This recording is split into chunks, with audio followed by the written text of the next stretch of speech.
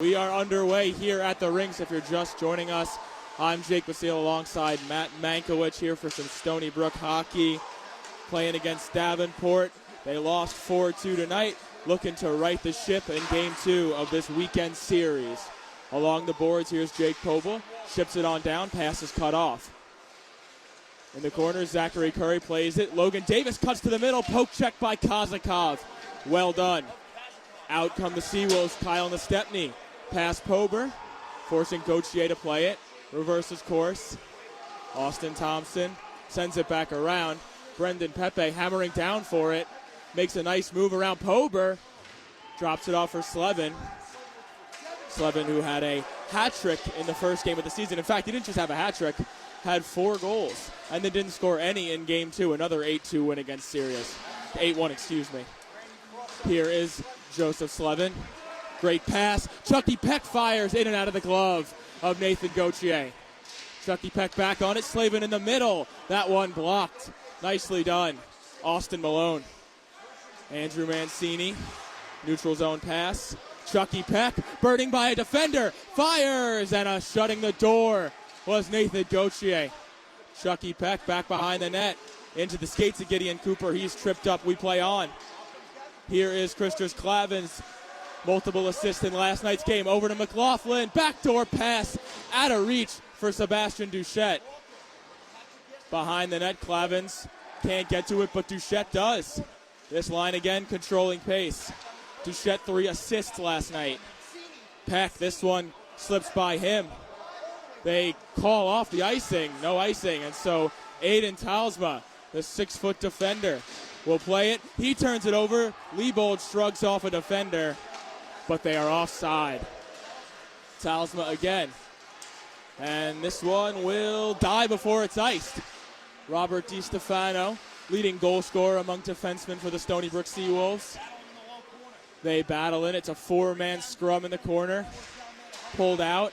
Talsma, D-to-D. Gildsig lost it. Fighting for it. Palmiak, the goal scorer from last night, cuts in. Can't get a handle on it. Palmiak back on it. Turning. Pushed out back towards the middle. Coming away with it is Justin Turner. Leaps his way into the zone. Chipped away. Matvei Kozakov sends it along the boards. Kept in by Zachary Curry, but Davenport will go for a change. Here is Brendan Fess. Meanders his way into the neutral zone, floats it in, full-scale personnel change for the Seawolves. Behind the net, Steven Smoody, the big 6'5" freshman. Passes it off for Curry. Curry working on David Van de Zilver. Those two scrum for it. Works out into a battle between Davis. Here comes O'Brien. O'Brien, right circle. Pass for Galinsky. Lost it in his skates. Malfetto along the wall. Cuts in. Takes a hit from Smoody. Behind the net, it's Connor Dempsey. Lost it. Steven Smoody again. Here is Logan Davis, and he's hit hard by David Van de Silver. Centering feed broken up nicely. Exiting the zone is Galinsky. Forces into the neutral zone no further. Austin Malone recovers Jacob Busha now. Back to Malone. Stick handles his way through. Has to turn back though. And now it's Busha again. Through the neutral zone. Recovers his own tip pass. Sends it in deep. First one on it will be Kyle Nastepny here. Turns away from a Davenport player. That's McLaughlin. In the neutral zone here, we have Duchette. Duchette works around Pepe. Mancini comes together with him. Back out to the middle. Nobody home for Davenport. Comes out to the point. The Malone shot blocked by Pepe. And the Seawolves will clear. Looking like we'll get an icing here. No. Gauthier elects to play it. Along the wall, it's Devin Pepe, brother of Brandon Pepe. And that one is tipped wide. In the middle, Kendrick, the freshman, scored his first goal last week in Syracuse. Here's Nastepny back to the middle. Pepe! Oh, it's in the crease. Great save, Gauthier, and it's in! Looks like Kyle Nastepny got the final stick on that. Yup, he's taking the lead on this one, but it started with Devin Pepe. Gauthier got dragged out.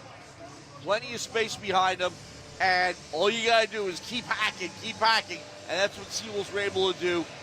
It was looking right from the pass that was picked off in the neutral zone that this was going to be the Seawolves' best chance so far in this game, and they capitalized on it. I'll tell you what, I like the back and forth action. Remember, day game after a night game for these guys. These guys are fresh. And hey, Matt, that's a first ACHA goal for freshman Kyle Stepney, so congratulations to him. Played for the Wisconsin Rapid River Kings in the USPHL, and now he's got his first goal in the ACHA. I know a few of these guys who get on the Davenport squad. And behind the net, it's played. Nathan Nicholson and Cooper coming together. Four-man scrum again along the wall. Played out to Talisma. Talisma missed the net, and so Chucky Peck will recover. Now, Matt, Stony Brook started with the lead last night. How do they keep the foot on the gas and not let last night's loss take over?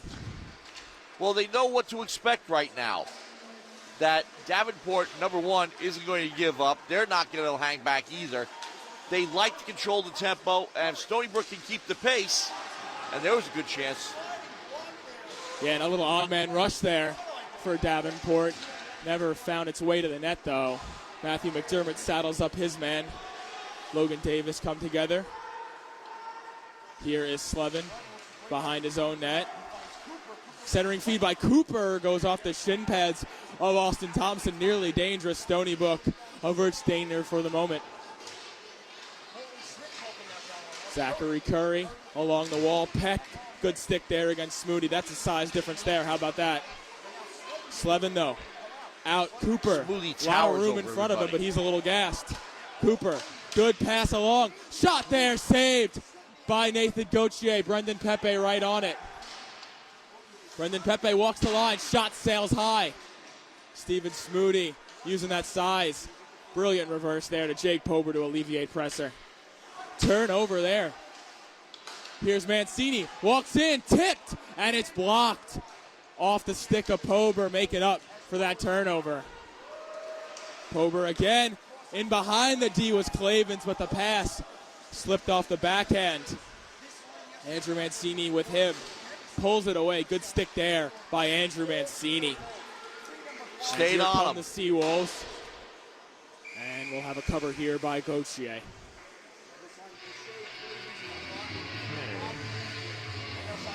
Face-off coming in deep.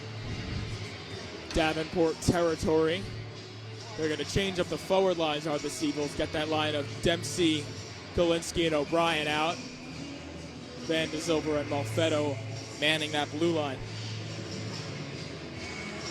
Like I said, keeping the pressure on.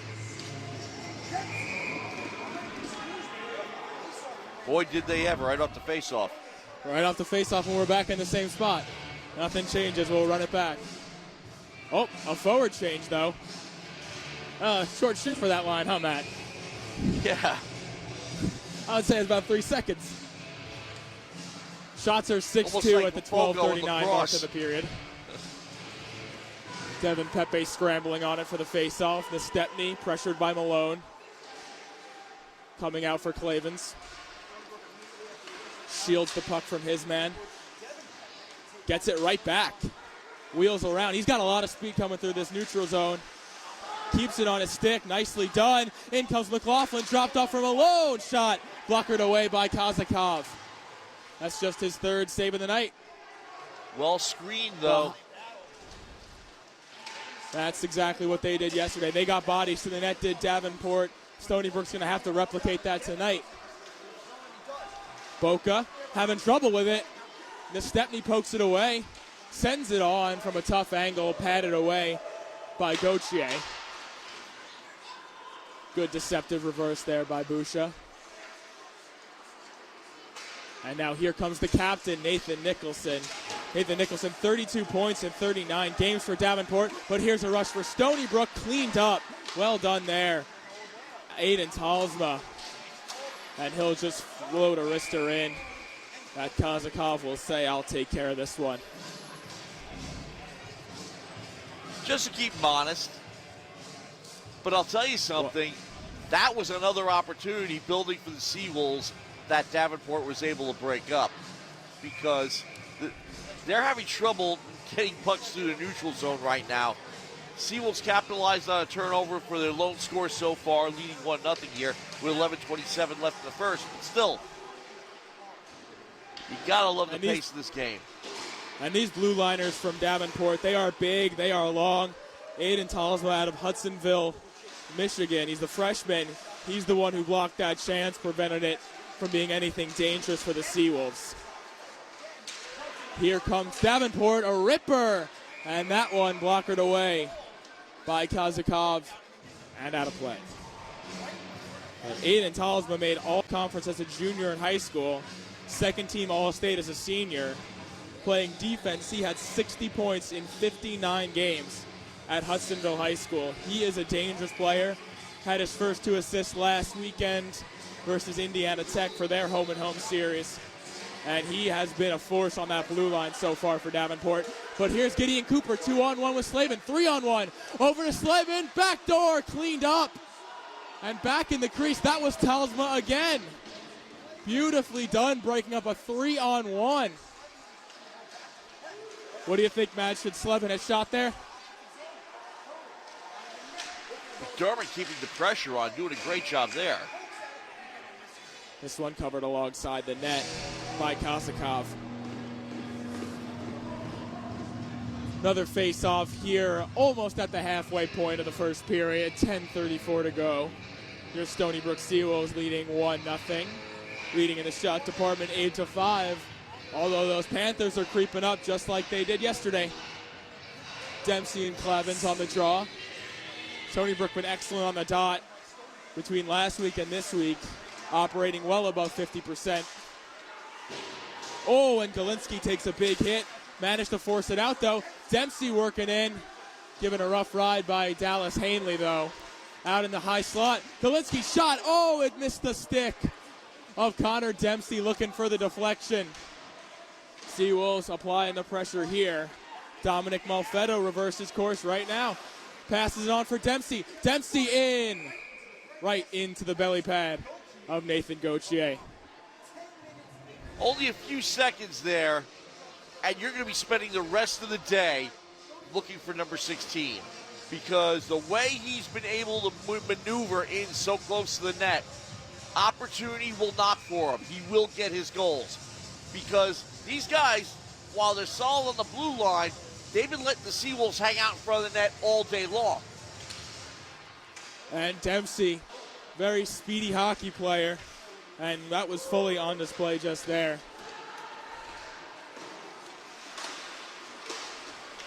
Here's a exit here. Mancini managed to keep it alive, though. Alone in front.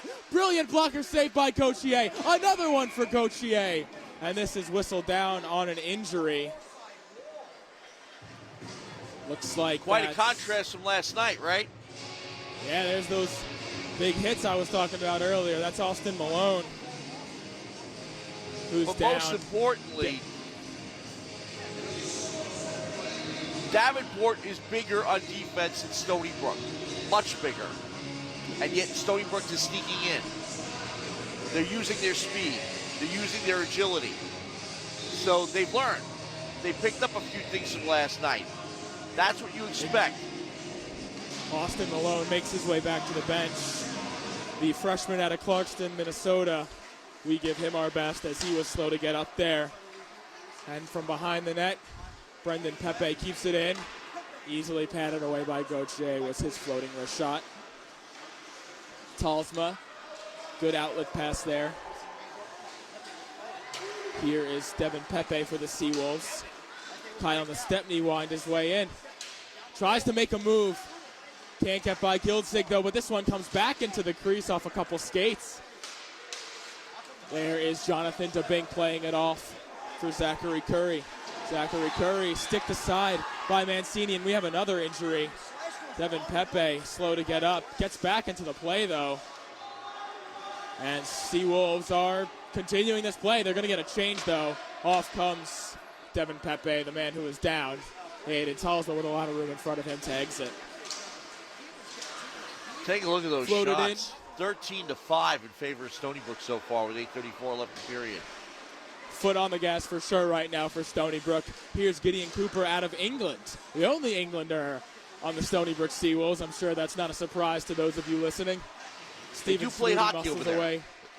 Chucky Peck emerges. Big block, rebound. No, it wouldn't go. Buka blocked the first one. Gauthier took care of the rest. Chucky Peck denied. Peck back out, blocked again. Jacob Buka. Steven Smoody.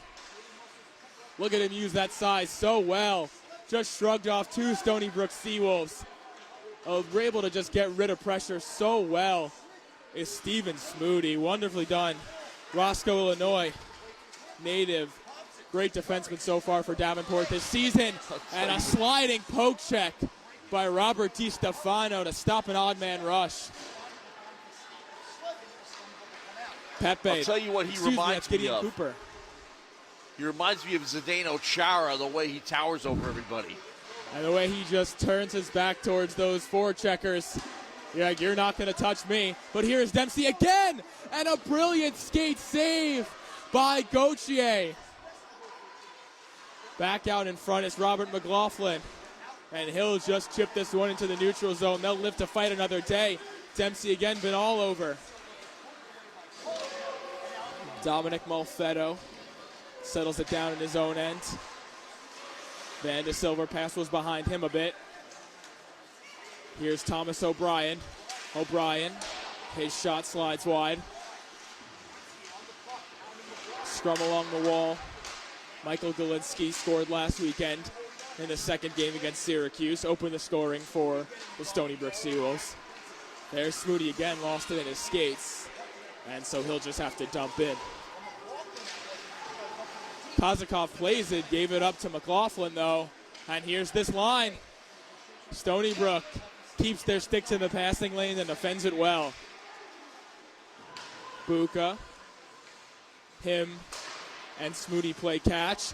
Wires crossed. Palmiak with a break. His shot's off the pipe.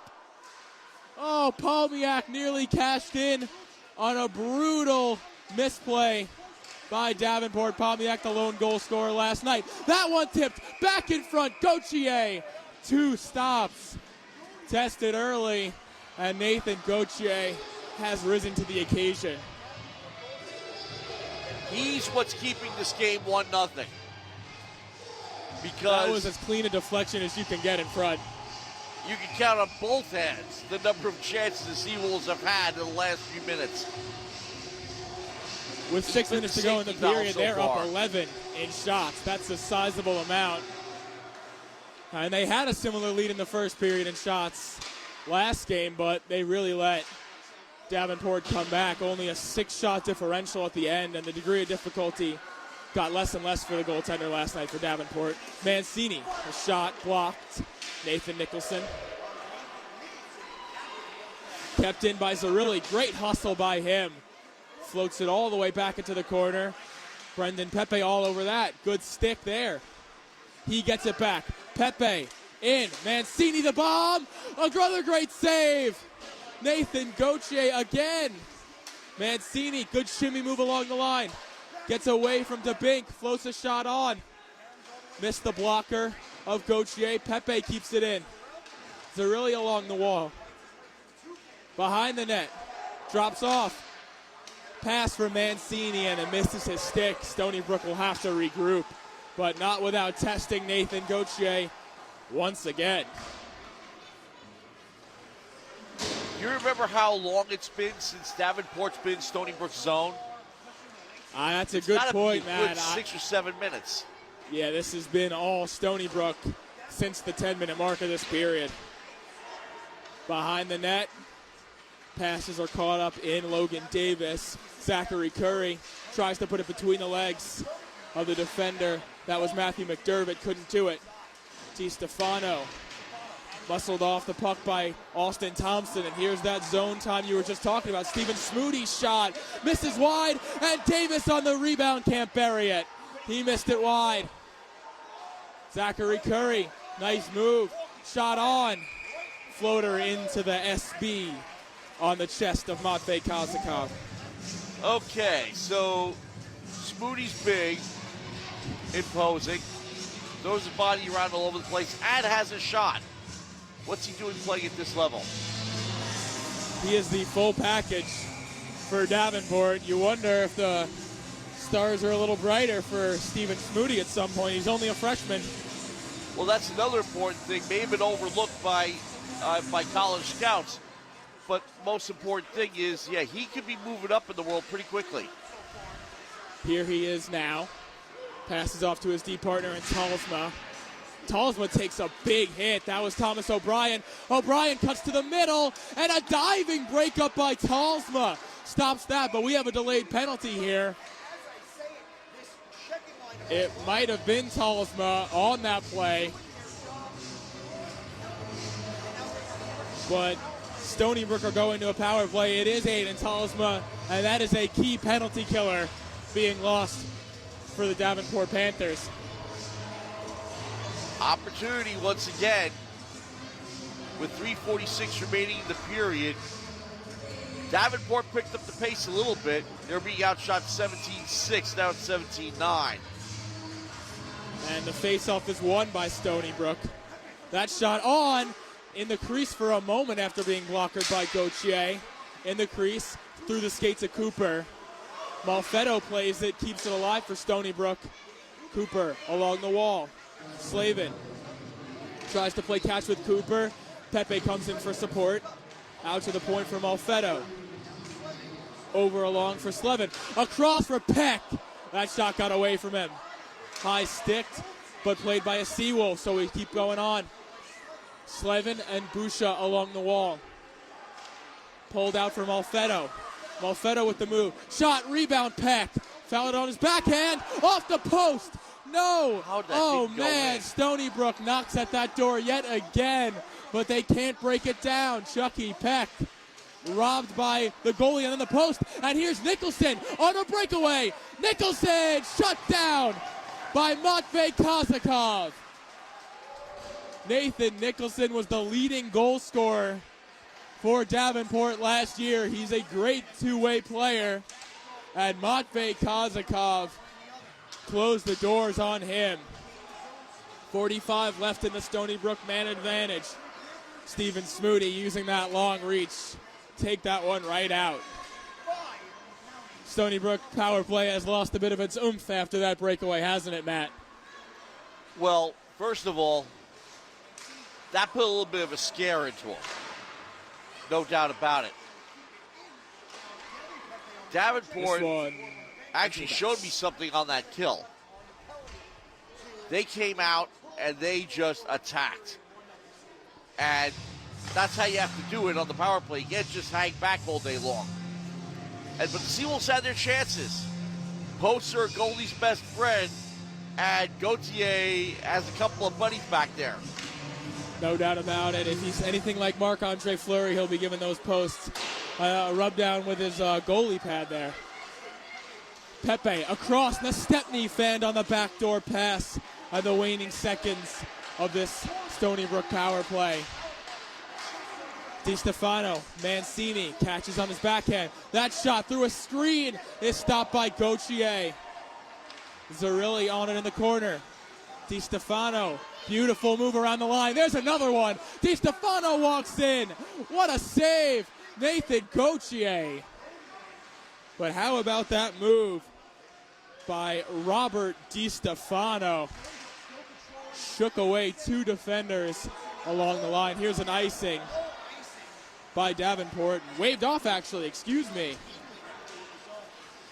Played along by Mancini. But Robert Di Stefano already has 3 goals on the season. He's a defenseman. Played for the New Jersey Rockets in the USPHL Premier. He only had 2 goals last season. He's beaten that total. That backdoor pass for Kendrick doesn't connect. Final minute of the period here. Matthew McDermott. Good move for the defensive defenseman, but his shot's blocked by Jacob Busha. Behind the net, here's Austin Thompson. Slowing things down. I'll tell you what that kill has also done. Put a little bit of spring in Davenport's step. No doubt about that, as they have been able to limit Stony Brook's passing so far right now. But here is Palmiak. Palmiak shot between the legs of Busha, opened him up there. Final 20 to go in the period. Behind the net is the freshman Kendrick. Versus the Seawolves, he lost it. Duchette plays it along. Having a tough time with it back there is Gildsig. Kendrick all over him. This one along the wall. 2 men coming for it. Dermott, shimmy move. Floating shot. 2 seconds left in the frame. That one last stop for Nathan Gauthier. Stony Brook up 1-0. Up 20-11 in the shots department. And that period was all Stony Brook Seawolves now, wasn't it, Matt? Could have been a lot worse for Davenport. Gauthier was hung out to dry a few too many times. He's been hot.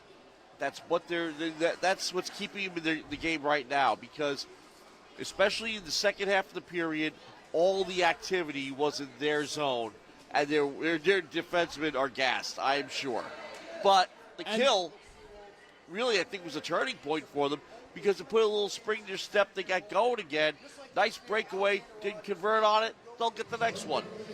But still 40 minutes of hockey, and they weathered this first storm. And the Seawolves definitely had a storm going on here. And you had to know they were going to come out swinging. I mean, they were not happy with their performance last night. Let the game get away from them. Gave up too many odd man rushes, including key players. Adam Pellick was in the box for 4 minutes. Adeno Chara was in the box late in the third period, which gave the Rangers a 4-3 lead. So discipline on the table for the Islanders, as their penalty kill is decent in the league, always in that 10 to 20 range, but I'm sure a team that prides itself so much on defense would love to get that penalty kill up into the low 80s. But it's an interesting game. It was the first preseason game that Eric Gustafson didn't play. He's been signed to a PTO by the New York Islanders, and I personally would love to see this guy in the lineup. I think he's a great Nick Leddy replacement who the New York Islanders traded away in the offseason. He went to Detroit. It was a movement to offload money by the New York Islanders, as Nick Leddy was making $5.5 million. Still putting up good offensive numbers, but his defensive game had slipped. Eric Gustafson, a fantastic puck-moving defenseman. Really knows how to manage a power play, and that's an area that the Islanders have struggled in immensely over the last 3 seasons under Barry Trotz.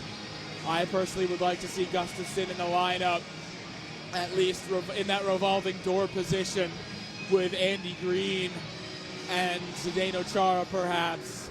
Kind of have those 3 guys as your 6-7 D-men. Now, when the Islanders got Zdeno Chara back after a long absence, which tells you how long he's only playing. 20 years about. Yeah, well, now the guy's pushing 40, still has the size, still has the opposing presence, wants to finish his career where he started it, but how much does he have left in the tank? What can he do for the team? That's the beauty of the New York Islanders roster, though, because waiting in the wings are Thomas Hickey, Eric Gustafson as he signed, Sebastian Aho. They have Andy Green still. So Chara's long in the tooth, there's no doubt about that. 44 years old. He can still play, though. But there are going to come times when he's gassed, and it wouldn't shock me if he doesn't play the full 82-game season. But he played 55 games out of 56 games for Washington last year. That's a full season. Played, or a full shortened season, because this year's the first full season we've had in a very long time, it feels like.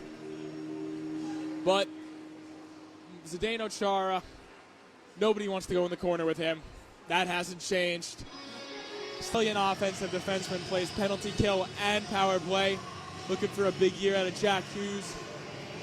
Igor Sharangovich, one of the more underrated young guys in the league. So they have these pieces. They're young, they're inexperienced. They have a great goaltender. It's going to be Rangers-Islanders. One team that is established now with 2 straight conference finals appearances, and one team on the rise. And let's face it, folks, The networks and the leagues are all based in New York.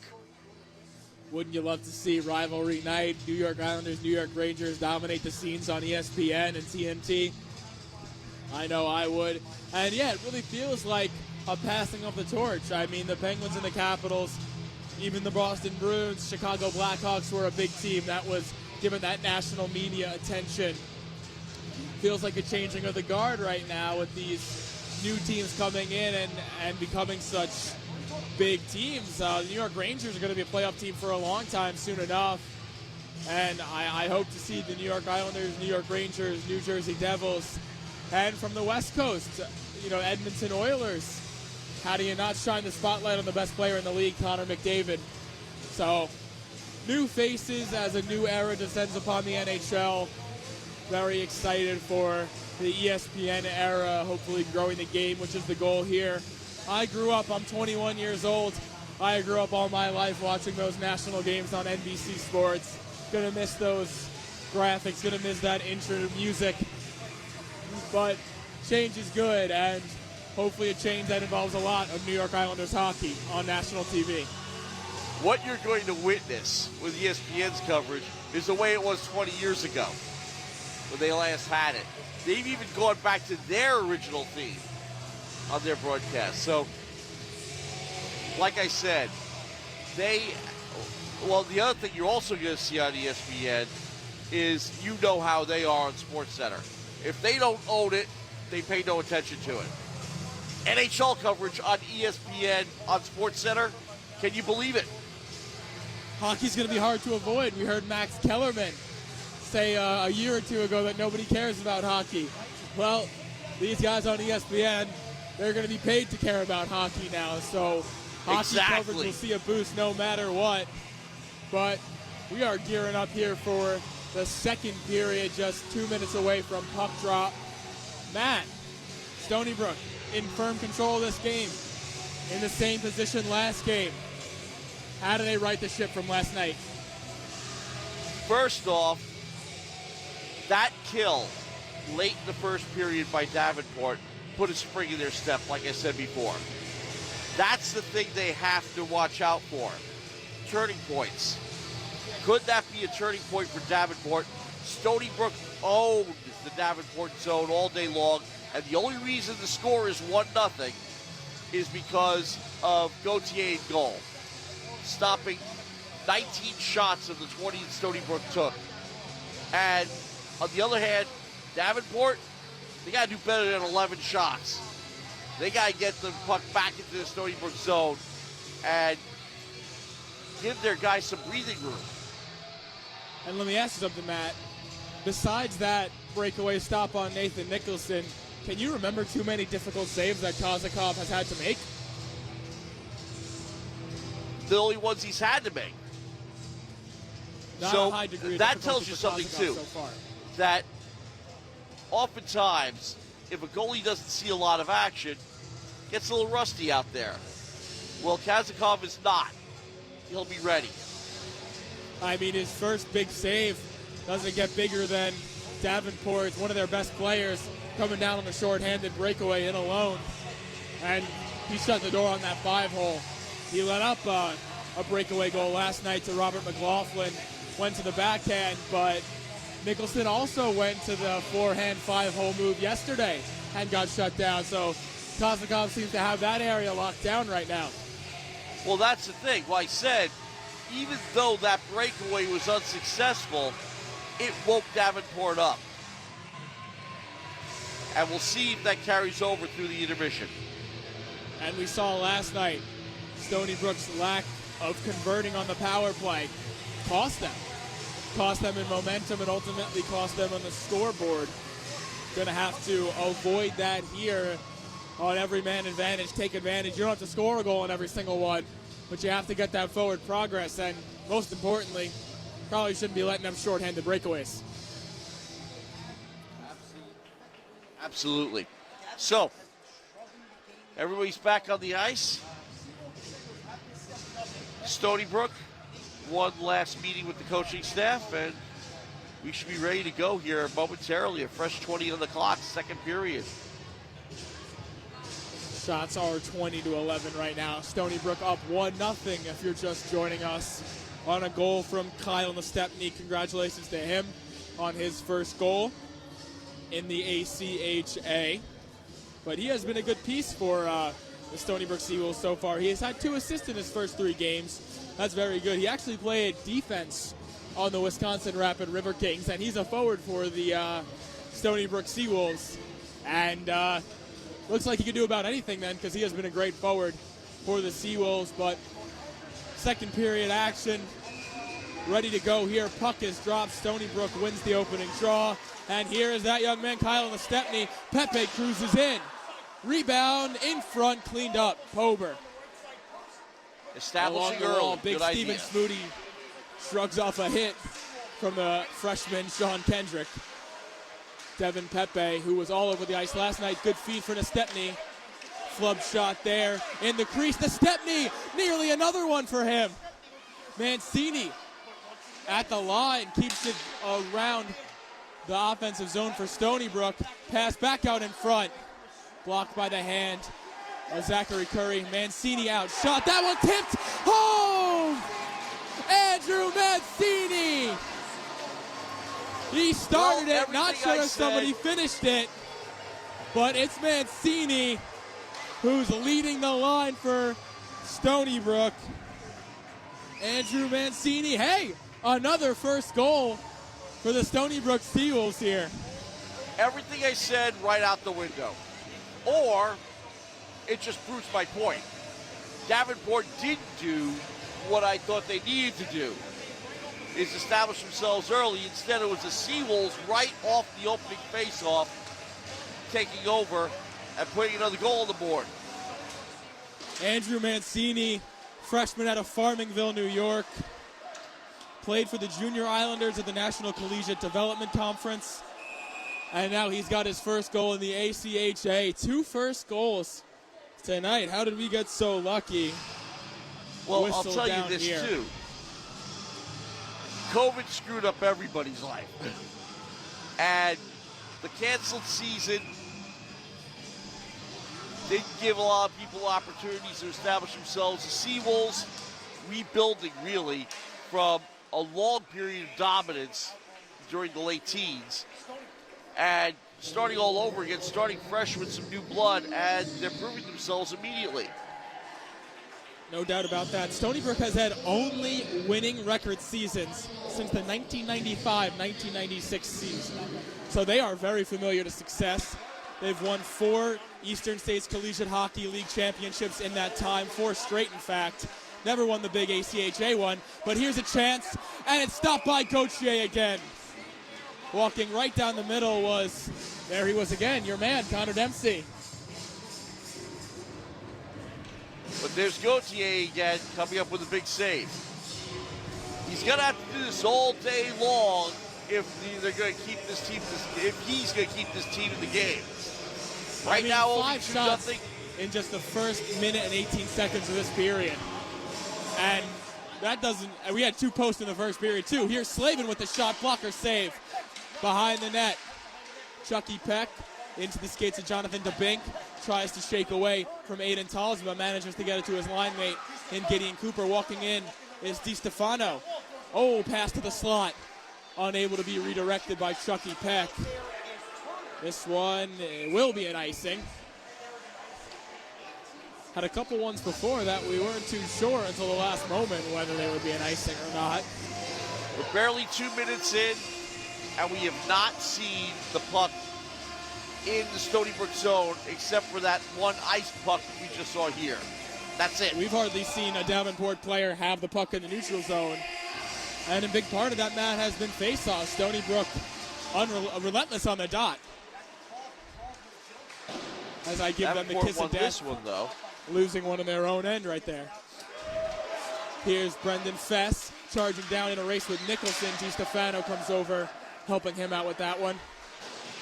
Along the wall, Chucky Peck. 2-on-2 here for the Seawolves. Gideon Cooper just shovels the backhander on. Not too many options there for Gideon Cooper, so he'll just say, let's take this. sometimes you're not looking at individual plays, you're looking at trends. And one trend I see is that this Stony Brook team is much faster than Davenport. Davenport's big, Davenport's strong, Davenport is slow. And not only that, Stony Brook are running 7 defensemen. Davenport doesn't have that many, so a much fresher blue line for the Stony Brook Seawolves. Here's Nick Zerilli cruising in. What a move by Zerilli! And a great glove save from Nathan Gauthier. What a move by Nick Zerilli. Nick Zerilli, the sophomore, was nearly a point per game for the Skipjacks in the USPHL. He has yet to score a point for the Seawolves, and we have a penalty here. It's Philip Pomiak of the Stony Brook Seawolves for hooking. And they'll head to their first penalty kill, will the Seawolves. They were 3 for 4 on the kill last night. Not bad. They're 19-21 on the season. And a Davenport power play that scored 3 goals in their opening game against Indiana Tech. So this power play is lethal, Matt. What does Stony Brook have to do to limit these tough weapons of Davenport? Take a page out of Davenport's playbook and be aggressive. They get an early clear, which will certainly help. Just over 17 minutes left in the second frame. Here is Nathan Nicholson. He'll wind his shot in. Zachary Curry with speed behind the net. Angles this one out for Nicholson off the boards. Back behind the net. Curry first one on it. DiStefano will pin this. Tries to clear it though. Kept in by Talsma. Nicholson. Quick pass to Curry. Curry corrals it along the line. Cuts to the middle. His shot. Blocker down and paddled out of the air impressively by Matvey Kosakov. Kept in though by Talsma with the glove. Over for Nicholson. Nicholson along the circle. Stepney intercepts that pass. Couldn't get it out. Great stick. Devin Pepe right there to clear that one out. And back the other way. Thompson behind the defense. Backdoor pass misses the stick of Christers Clavins. What a chance that was for Davenport. Caught Stony Brook in a change. Deadly. Could have been deadly indeed. Stony Brook has to be more careful on those changes. Let 2 guys get in behind the defense there. They had open ice. That was a lapse that Stony Brook, they dodged a bullet there. There's no doubt about it. Face-off one here by Davenport. That shot never got through. Blocked by Matthew McDermott and cleared out. Forced to retrieve in his own end is Jacob Busha. Matthew McDermott only has 1 goal in 21 games played for Stony Brook. He's a junior, played in that 2019 season. That was canceled. Nick Zerilli. Beautiful interception in the neutral zone. Gauthier plays it for Clavins. Has a bit of a tough time with it and lost it. Retrieves it right away, though, cleaning up any potential danger. He'll wheel on ahead with it through the neutral zone. Power play waning down. For this one tipped in front. Oh, and a great save. Matvey Kosakov robbing Duchette there. Every challenge he's faced, he's risen up to. Yeah, that is Davenport's second shot on their power play, just the second shot of the season. Both of them not too easy for Matvey Kosakov, but he rises to the occasion. 3 seconds left in the power play. A face-off win by Stony Brook should clear it out, and they do get it. Devin Pepe freed from the box, pressuring Kildsig here. Nathan Nicholson turning back. Blind pass into the neutral zone. Mancini in a race for it. He's under heavy pressure from Justin Turner. Manages to deal with it well as Nicholson lays a punishing hit there on Sean Kendrick. Matvey Kosakov coming out of the net to play it. Got the pass to Brendan Pepe. Excuse me, that's Devin Pepe. Behind the net, Nicholson back on it, the captain. Reverses, turned over, Stepney. scored the first goal tonight for the Seawolves. Pepe tees it up. D to Mancini. Turn at the line. Skated. The Stepney scores! Another one. Great presence of Kyle mind. Stepney. Finding the man in the slot there. That was brilliant. Relentless pressure from the Seawolves does it again.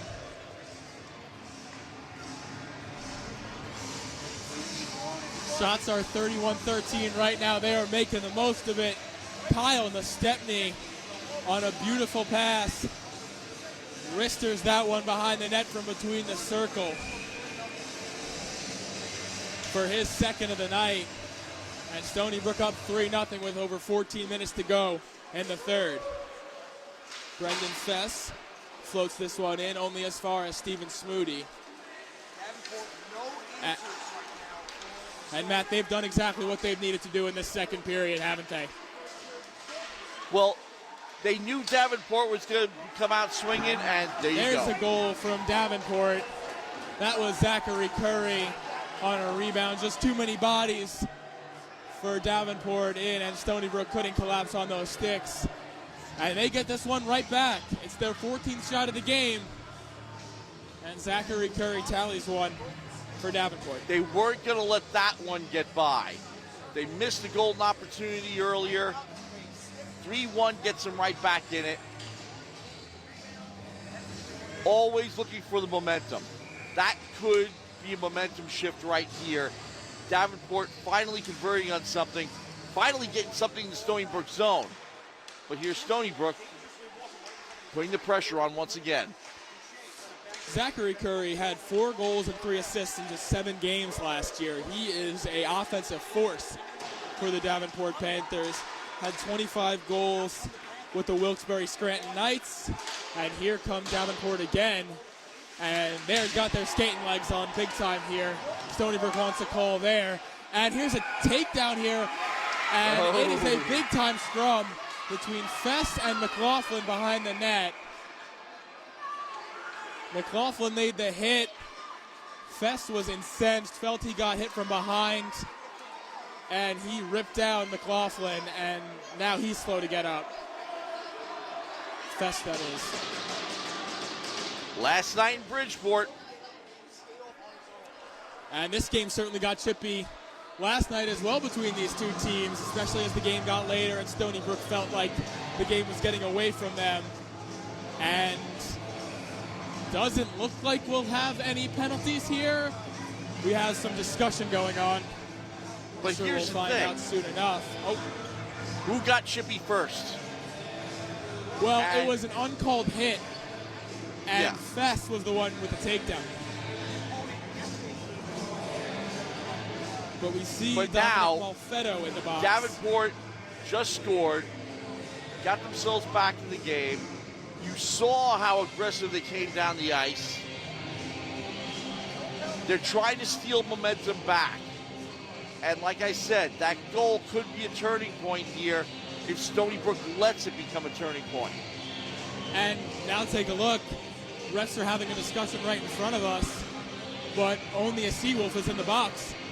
And this could be a very crucial power play for Davenport. You get a sense that this game could be turning soon enough. Well, the other thing about it is that on the previous power play, the Seawolves had a couple of lapses that they got away with. Can't do that this time. Matvei Kozakov and a missed pass were able to avert any damage, but right after the power play, Davenport right back in their end, cashing in on a goal, or a juicy rebound out in front. Looks like we will have a decision upcoming on who will be penalized and who will not. Now, with multiple penalties, the referee will go to the scorer and we'll see what comes up on the board, but you're not necessarily going to get a signal on the ice as to who did what.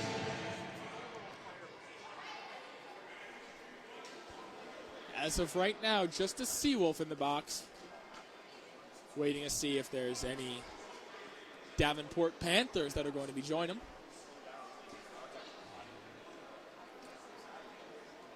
the two captains stand waiting to lobby their cases. That's Brendan Pepe for the Seawolves, Nathan Nicholson for the Davenport Panthers.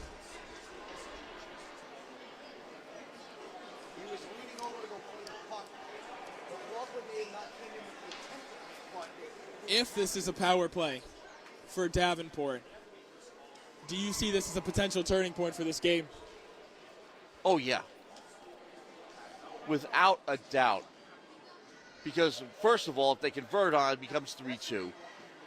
And second of all, they kind of let Stony Brook dominate in the first period. I wouldn't say they're caught flat. I think Stony Brook just definitely had the energy from last night and wanted to establish themselves. Now it's starting to balance out a little bit, and Davenport is starting to become more the team they were last night. Certainly feels that way, as there are two Stony Brook Seawolves in the box right now. Only up on the board is a penalty for Brendan Fess, the freshman out of Clifton Park, New York. Has played all 3 games for the Seawolves so far. Has yet to register his point. He won a USPHL Premier Championship with the Charlotte Rush. One thing about the PA in here, you can't understand them. I mean, we had them introduce the lineups. We thought they were coming pretty clear, but I have no idea what he just said. We'll have to wait until play starts and we just see how many players each team has. But the referees are certainly taking their time to make sure they get this right. Now you have to just count. Okay, we're finally getting somebody in the Davenport side in the penalty box.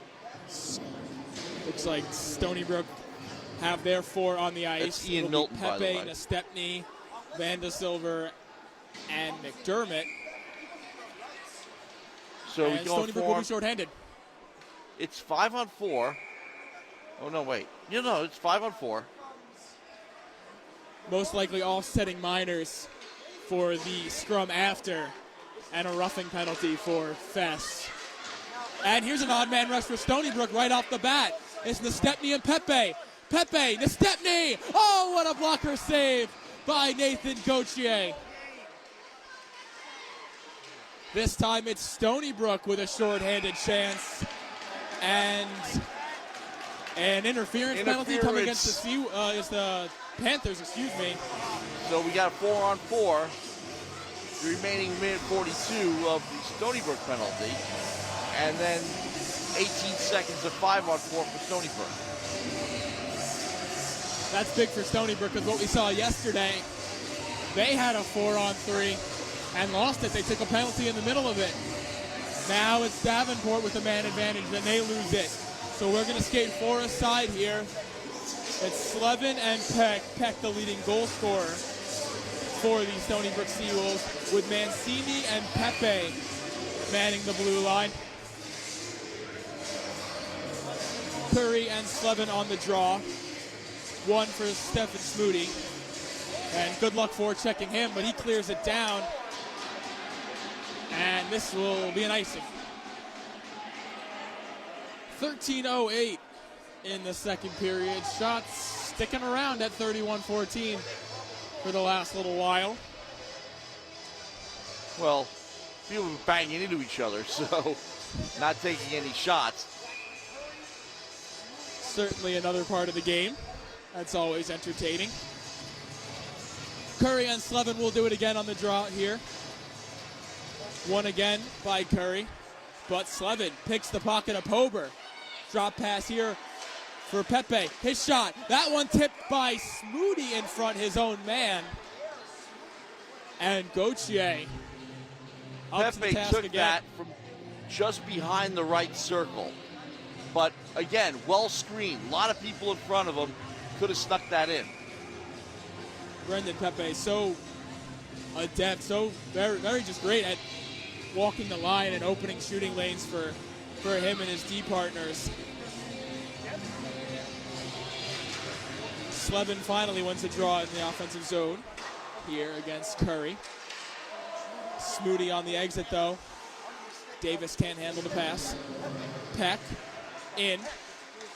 Lost it to Curry. Curry winds his way through the zone. Lost it. Great poke check by David Vandesilver. Smoody nearly walked in, but the active stick of Robert DiStefano cleaned it up. Curry muscles off DiStefano and get a tough angled shot away. Kozakov makes the save. Davis and Peck get into it a little bit, but nothing more than a few shove and probably some kind words, I would imagine. That's going to be Davenport's style of play. They're just going to muscle their way in, use their size, and try to offset their lack of speed that way. Stony Brook did a nice knock job, people though. off the puck instead of outrun them.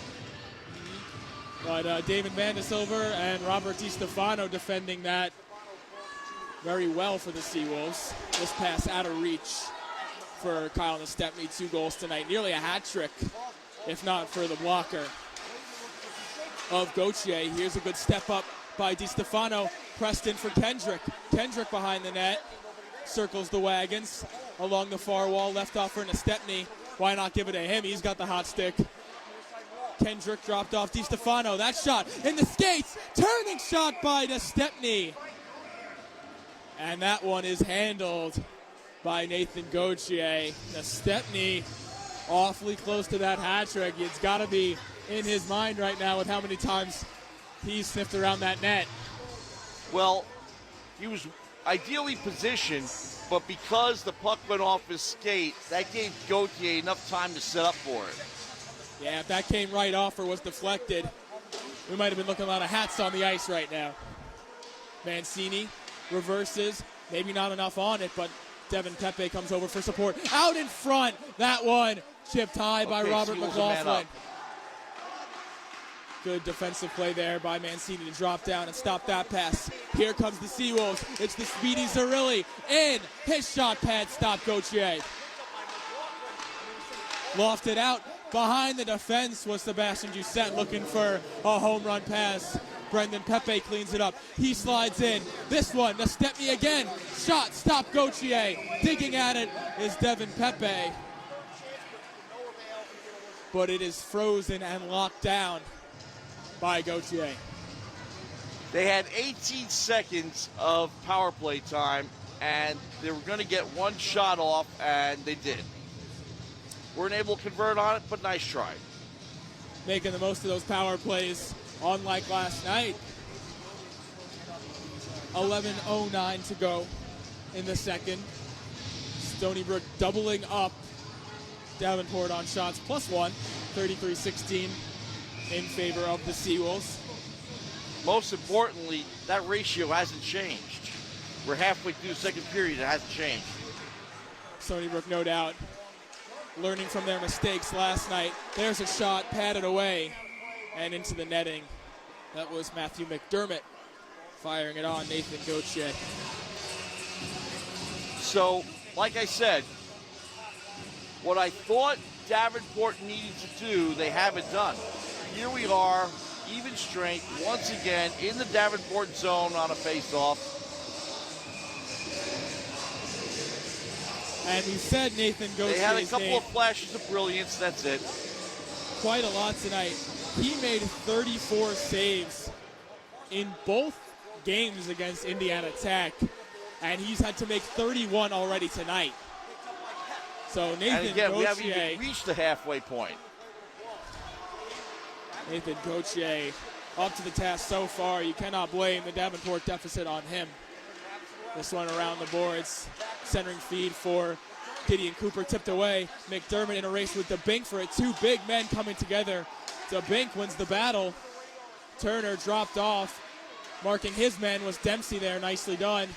Peck, good sliding defensive play. McDermott takes it away from Nicholson behind the net. Chips it into the corner. Only a Davenport stick there to corral it. Nicholson didn't see DeBink's pass. And so Stony Brook able to exit here. That pass skips by Chucky Peck. Recovers it, turns, buys some time for himself. Pass for Malfetto, and he didn't get enough on it. Good play there. Chucky Peck buying plenty of time and space, finding Malfetto. that lefty with the one-timer.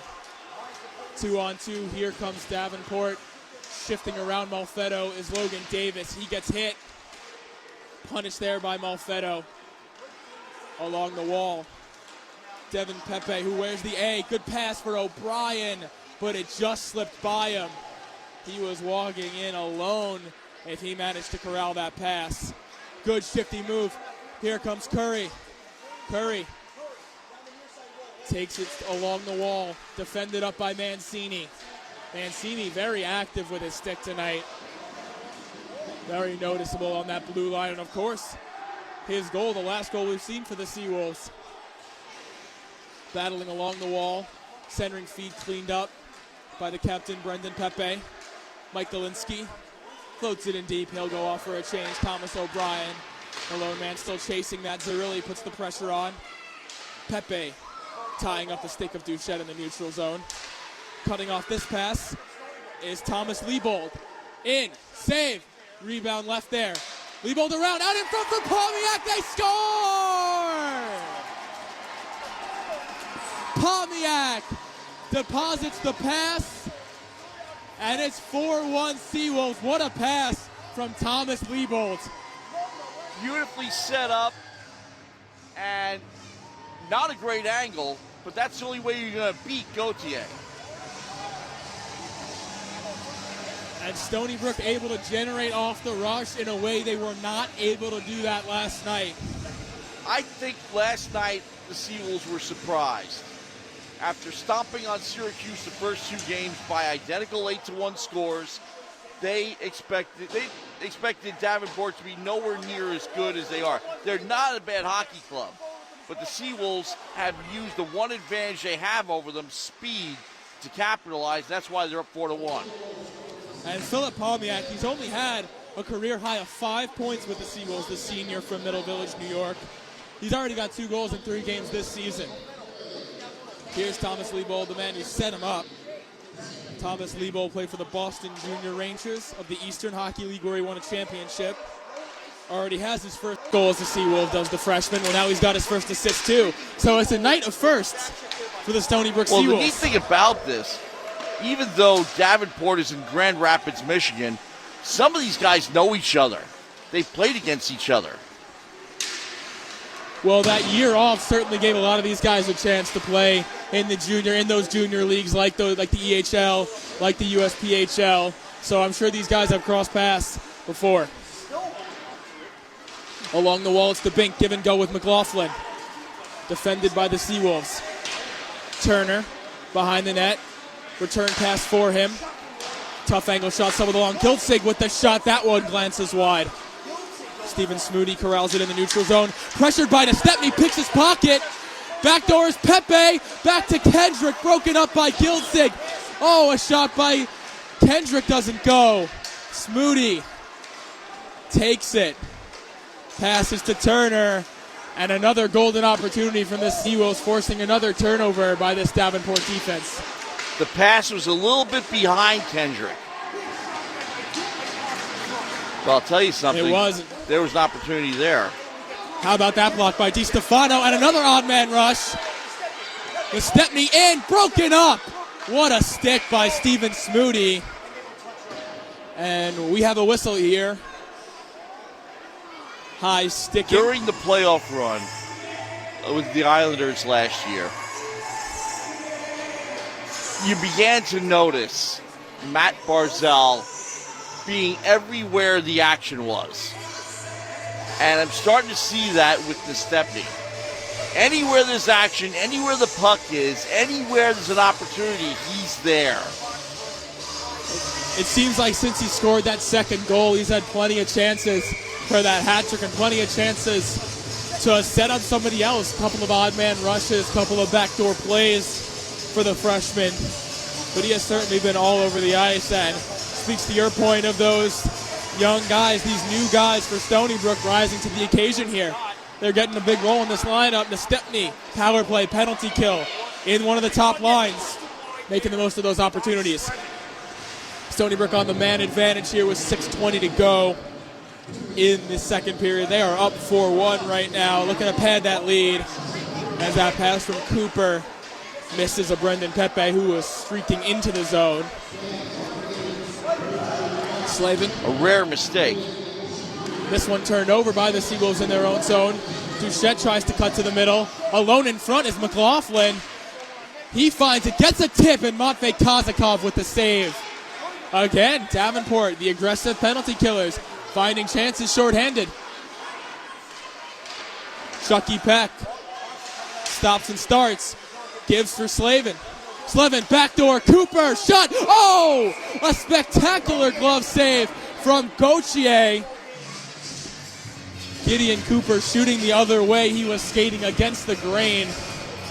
And a brilliant reaching stop for Gauthier. 5:35 left in the second period. Seals up 4-1, but Gauthier's got 33 saves.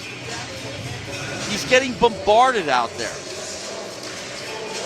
Certainly not what we saw yesterday. Stony Brook did have 41 shots. Most of those came in the first period. But the degree of the difficulty was, for Alexander Rogers last night, very different. Well, the other thing is Rogers had people playing in front of him. But the Seawolves have been very much around. open season for the Stony Brook Seawolves. A lot of the passes that they tried to force cross ice last night that didn't get through are getting through tonight.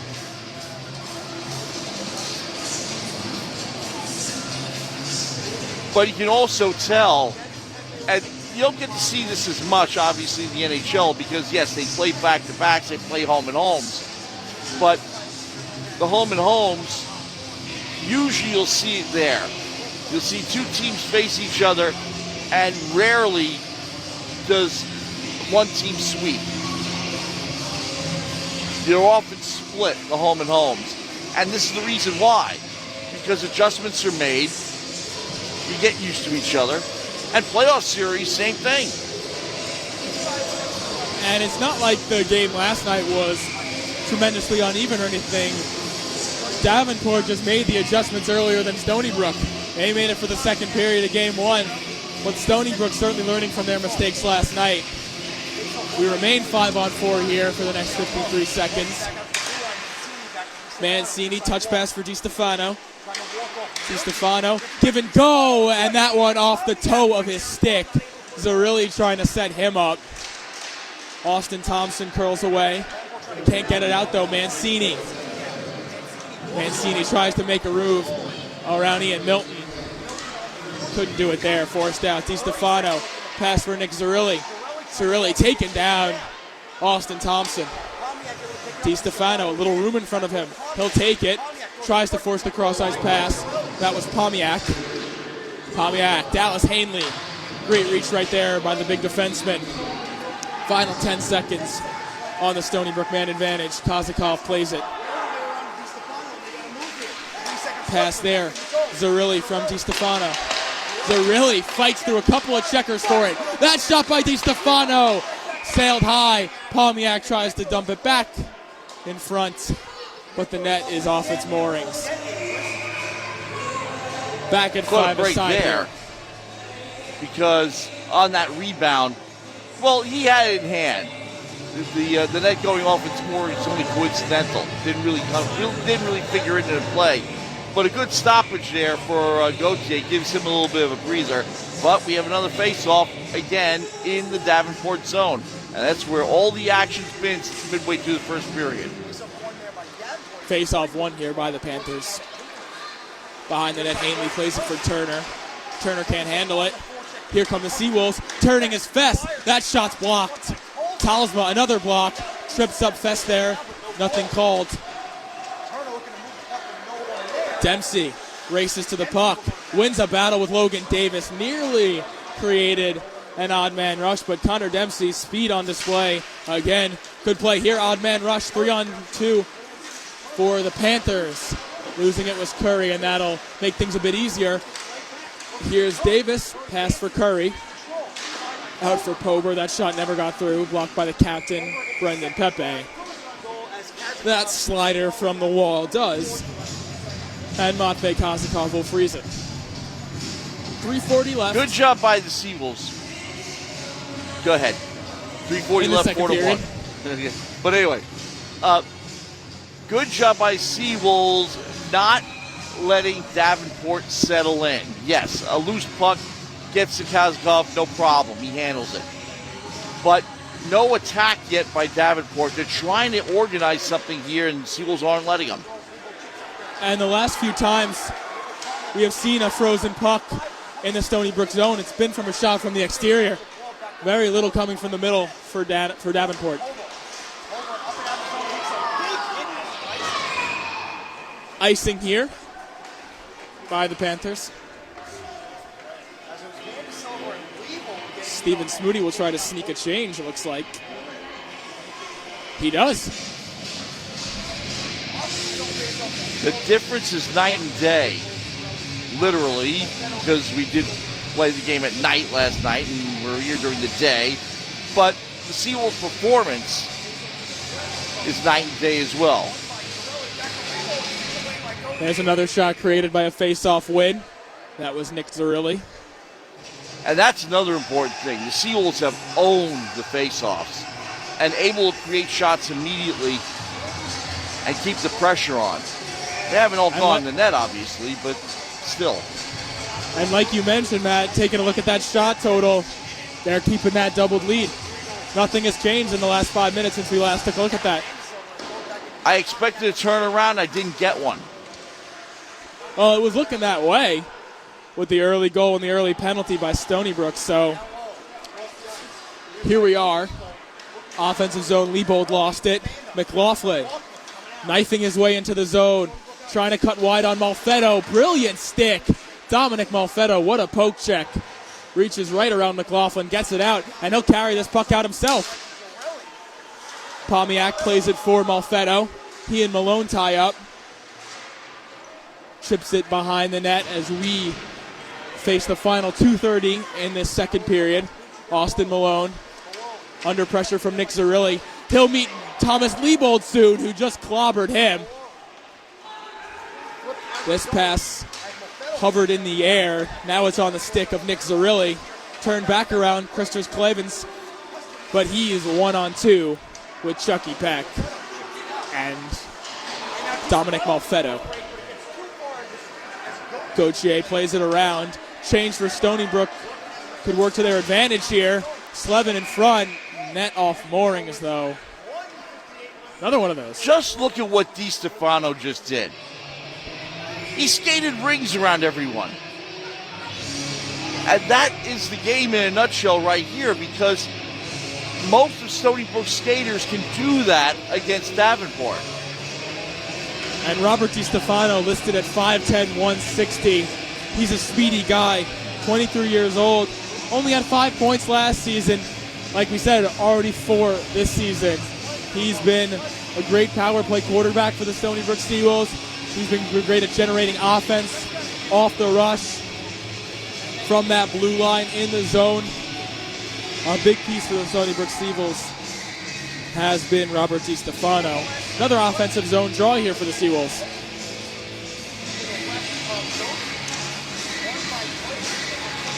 Won by the Seawolves. Kept by Gideon Cooper. Drop pass from McDermott. On the face goes to Fess. Amazing too. Shot, that one steered aside. Fess tees it up again. Blocked by Jonathan DeBink. McDermott with the shot again. Covered by Gauthier. But another rebound. Important thing that Gautier's been able to do is prevent that rebound, because Peck was there and he was drooling. He wanted that. He wanted that rebound so bad, but he didn't get one because Gauthier does a very good job smothering the puck. Instead, you have to deal with Slevin on the face-off, who's been pretty good too. Lost this one though, but Talisman turned it over to Cooper. Joseph Slevin. Beautiful defensive play by Jonathan DeBink. Nathan Nicholson rushing it on. Matthew McDermott, he will come together. McDermott pins it along the wall. Coming in for support there is Slevin. Good job by him. And so Chucky Peck able to exit with a decent amount of room in front of him. Got it for Cooper. And a good stick by Nicholson. But then he gets buried by Smoody. Back out in front. Blocked. Talsma, another block. Another block for Davenport. That time by Justin Turner. Turned over in the neutral zone. Nathan Nicholson skates in offside. Final minute of the period. Stony Brook expanding on that shot lead. 41-18. Been a while since we've seen Matvei Kazakov tested. Well, the other thing, too, is on the other end, Davenport hasn't been building second chances. One and done. Here's Austin Thompson looking for a chance of his own here. Dropped it for Curry. Blocker save for Kazakov. Behind the net. Curry shifting back out in front. Missed the stick of Logan Davis. And Logan Davis tripped up Sean Kendrick, and we're going to have a Seawolves power play here. Pass for Mancini. Chips the puck through the blue paint. And what you saw at the other end is the reason why Davenport has only 19 shots to Stony Brook's 41. They only get one every time they go down the ice. Stony Brook beating them to pucks, using that speed, Last night it felt like they were afraid to get dirty with the Davenport Panthers in the corner. Tonight, they're saying we'll just get to those pucks first. 21 seconds left in the second period. And they haven't had to do much banging on the boards. Not at all. Get there faster. But the penalty kill for Davenport, a lone bright spot for their team tonight. Another good clear right there. But here comes DiStefano and whistles it high. 5 seconds to go in the period. Pepe's shot blocked. He gets it right back. Shot again blocked, Halsma. And that will do it for the second period here at the Rinx.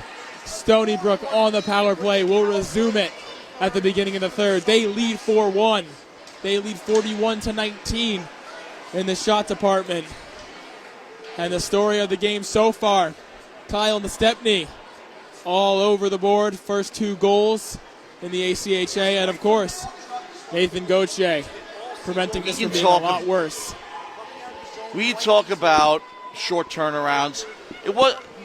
Let's be honest, it wasn't that short because the game began at 5 o'clock instead of the usual 7, which I'm sure they did because they knew they were going to be playing at noon today. But the important thing here is the adjustments that Stony Brook made between night and day, and it's shown up in their performance. Now, if you're watching Stony Brook for the first time, you saw them last night, so you're seeing the contrast much bigger than I am, because I was actually dealing with the football game last night, didn't get a chance to see them. But judging from what I see here, I see Davenport being big and imposing, but not necessarily a bunch of great skaters, while the Seawolves aren't necessarily as big, but can skate. And that, I think, is going to be the story for the rest of the season.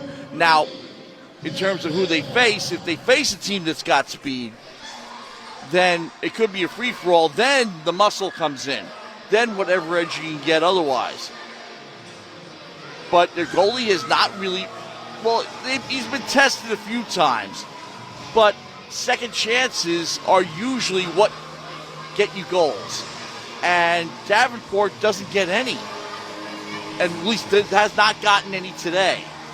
And that's why you have a 4-1 score in the second intermission here.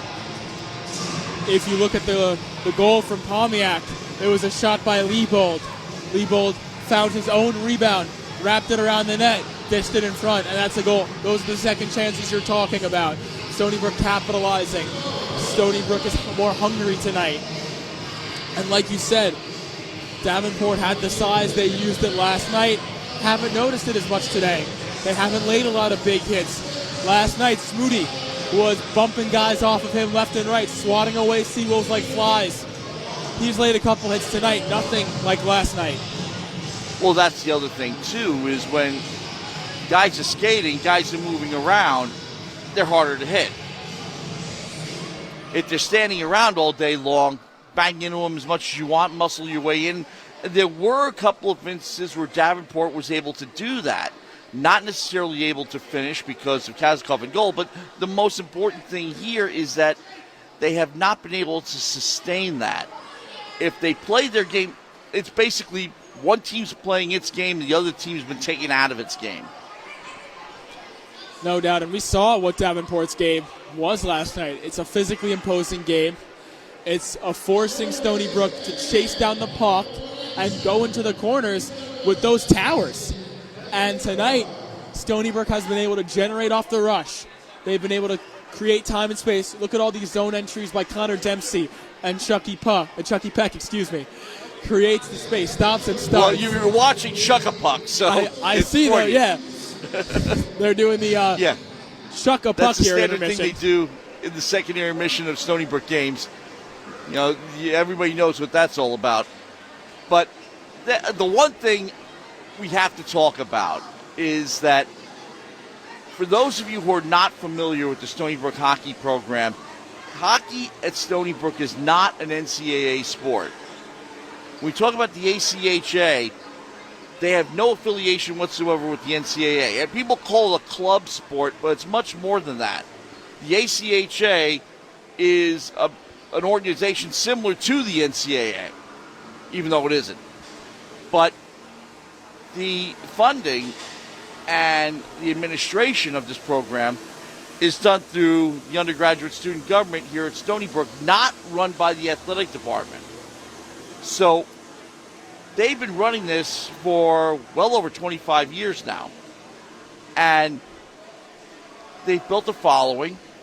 They have TV streaming long before the athletic department had it. They've been doing a lot of innovation, doing a lot of promotion with this program, which is why here at the Rinx today, you have a fairly good crowd. You had an even better one last night. So this team has built a bit of a following locally. Now, of course, the Rinx is a very nice facility. If you haven't gone to a free skate here, you really should. Now, the one great thing about it is you can't use your cell phone here because the signal's so bad. So you really do have to concentrate on having fun here. And we are having fun here broadcasting this game for you. 4-1 Seawolves. They will start the third period on the power play with 1:40 left in it. And Jake Basile, your debut on WUSB has been excellent so far. Keep it up. Thank you. But one thing I also need to remind everyone, WUSB.FM/sports is the web page, I should say. It's not the full, it's part of WUSB.FM. And you can find our full broadcast schedule. And now of course this team does not have a lot of home games. So we're trying to get in as many as we possibly can. We've even done some road games in the past. But our next broadcast of Stony Brook Seawolves hockey will be on Friday, October 22nd, and that will be against URI. That's a 9 p.m. start. That's another thing about the Rinx. You have to fit the games in with everybody else's because there are a lot of amateur games going on here. And not only that, URI is a division rival. It's the first time we were taking on a division rival at home this season. We played the Syracuse Orange last week, beat them both those games, but we were away. So, division rivalry game coming to the Rinx, Stony Brook versus URI on October 22nd, and we will be on the call. Absolutely. Now, also, I should remind everyone, because of conflicts with other sports, like, for example, we were not able to bring you yesterday's hockey game because we were doing football. And unlike streaming services, we only have one broadcast channel, 90.1 or 107.3. So what I will tell you is that even though we may not be airing the next game, which is October 15th and 16th, that's the next weekend, Stony Brook at Adrian College, that's a road matchup. Back home, it's actually October 22nd and 23rd, but once again, because we'll be doing football the next day against Richmond, we will not be on for that. But as I said, today is Essential Workers Day. And those of you who serve on the police force or work in hospitals or have anything to do with first responders or anything else essential during the pandemic, you got in for free. Now, Greek night is October 23rd, so that should be interesting. Of course, I hope there's some Greek food available. That's always good. Now, Stony Brook at NYU the following weekend. Spooky Brook Hockey Night. Now, this is a home and home. October 29th, it'll be the Sky Rink at Chelsea Piers, and then they come back to the Rinx. And do we have that game? October 30th. We do not, but we might look into getting that game on. Because NYU is a longtime rival, and Liberty University, interestingly enough, a few years back, football was in the Big South Conference. So we get to play Coastal Carolina, who has since upgraded. You now know they're in the top 25. But Stony Brook and Liberty at the end of the regular season was always a big matchup because it was for first place in the conference. Almost all, we were one, they were two, or vice versa. But Liberty also has developed a bit of a rivalry in hockey. So they will be down in Lynchburg, Virginia for November 5th and 6th. And then Syracuse comes to us on November 13th and 14th. That's going to be a lot of fun. Again, we got football. But it's because of the dual 8-1 drubbings that the Seawolves gave them to start the season, they're going to be out for blood. And let's not forget that rivalry that you mentioned between Stony Brook and Liberty. Liberty beat Stony Brook twice for ACHA championships. Stony Brook not going to forget that. Liberty has been a thorn in their side. And next week, when we travel to Adrian College, that's playing the Div 1 champs from last year. So a very tough schedule for Stony Brook. What they do here is they play their division rivals 4 times. And it's up to the players and the administration on who they fill out the rest of their schedule with. So it's why they're playing a very tough team like Davenport. And Stony Brook has performed very well tonight, but last night they were handed a loss on home ice by Davenport. So Adrian College, the champions from last year, they're in the same division as these Davenport Panthers.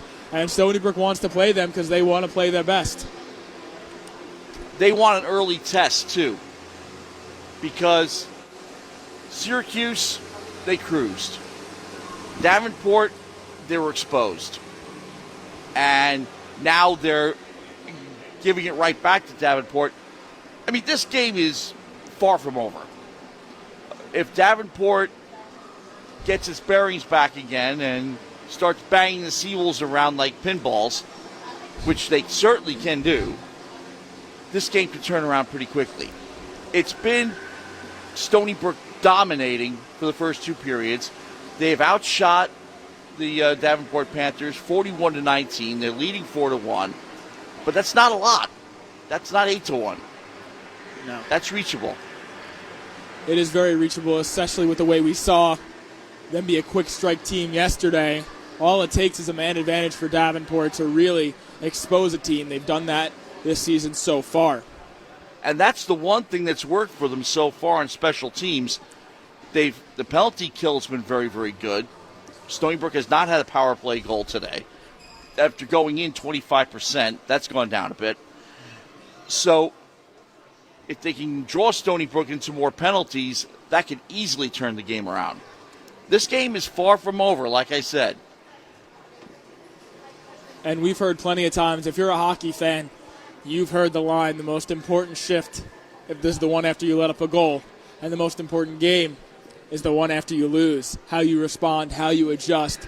Stony Brook's got to be happy in the locker room in between the second and third period, but they know that Davenport's going to come out flying. They scored an early goal last period, and Stony Brook is going to have to be on their toes, weathering that storm, stop it from happening again.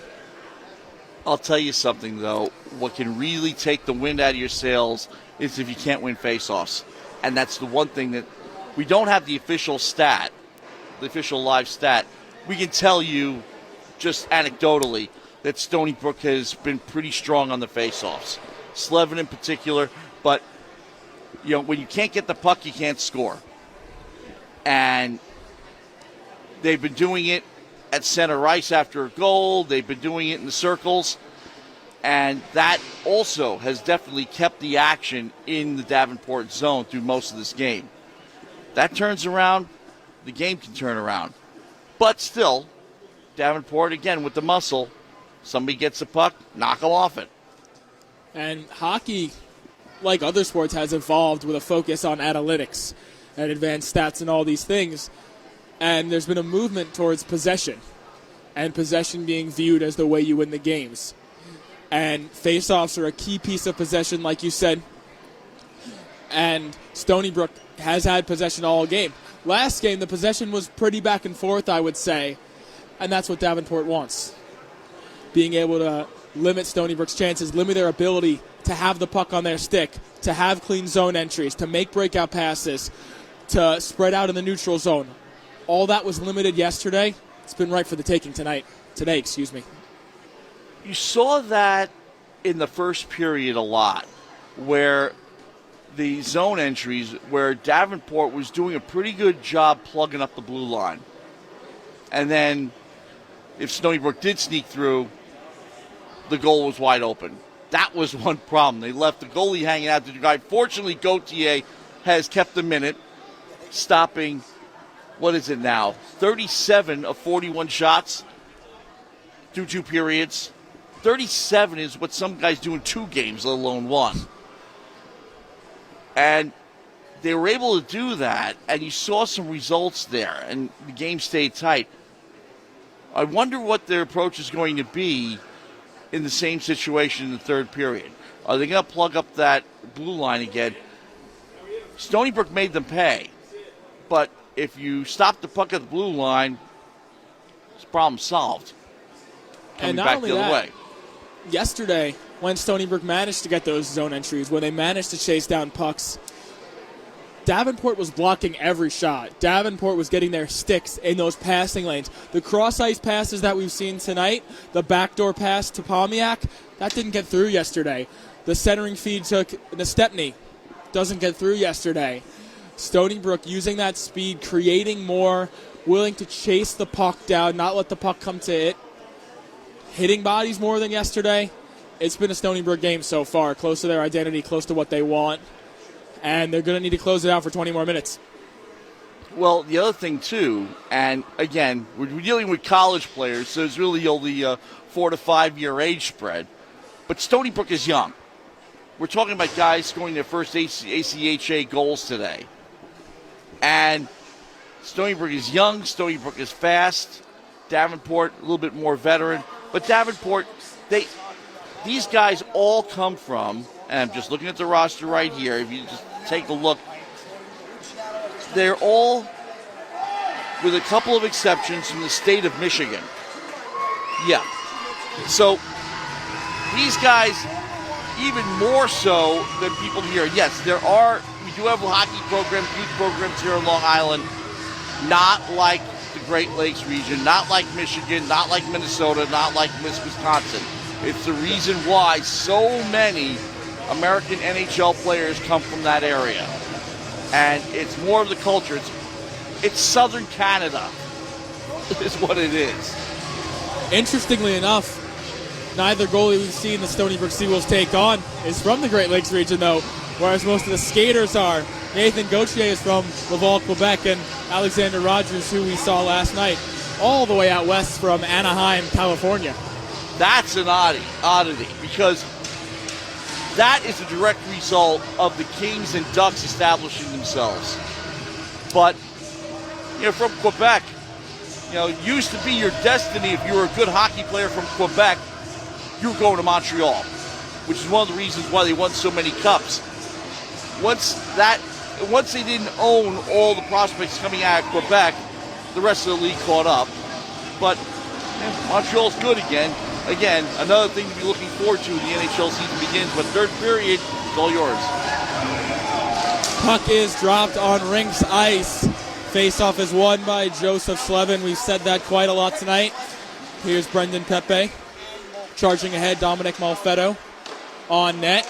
Poked away by the goaltender, opts to play it. Malfetto, shot from the line. Rebound cleaned up by Boucher.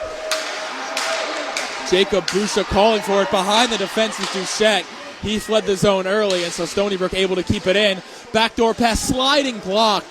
Jacob Boucher. Well done there to prevent the slam dunk pass from Cooper to Slevin, which would have been a backdoor tap-in. Here's Slevin. Lots of room out at the point for Malfetto. Shakes off a defender. Slevin behind the net. Backdoor Peck. Lost it for a moment. Back for Pepe. Low slot. Missed it wide. Pepe uses the skate to keep it. 45 left in the Stony Brook power play. Good stick by Boucher. Took it away from Pepe. Slevin retrieves. Peck. Pass skips his stick. Retrieves it. Enters back around the circle. That one shot off the dome of Nathan Gauthier. Probably the only use of equipment he hasn't gotten tonight. But now he's made a save with the bucket. You know what? Just little things. Just stick that stick blade in the middle of a pass. Davenport's penalty kill, as we've been looking at for the past 2 days now, is pretty good. But that's why. Seawolves have been in possession of the puck, but Davenport has just been messing up their rhythm just a little bit. And they're big and they're long. So those sticks and those arms go a long way. Devin Pepe behind the net in a battle with Smoody. Smoody takes care of that one. Cleared out by Justin Turner. Final 10 on the power play. Stony Brook forced to start from their own, and which will take care of the final few seconds of the power play. Here's the Stepney. That pass nearly picked off by Nicholson. 3-on-3, the Stony Brook Seawolves skate in. Cutting his way horizontal through the zone is Mancini. Pass for Stepney. Blocker save. Gauthier. DeStefano. Shots blocked. DeBink takes it away from him. Beautiful play. Robert DeStefano to deny an odd man rush. Laying out on his belly to reverse course of that puck. Now, we've been talking about the Seawolves' speed and finesse all day long. That was a pretty play. And the Seawolves have been able to demonstrate that when they've needed to, particularly in the neutral zone. That's another thing Davenport has to overcome. Exactly that. Why worry about in-zone coverage when you can stop them in the neutral zone? And the pretty plays aren't always in the offensive zone. That was a great neutral zone diving swipe check by DeStefano as this shot's covered by Gauthier. Face-off coming to you.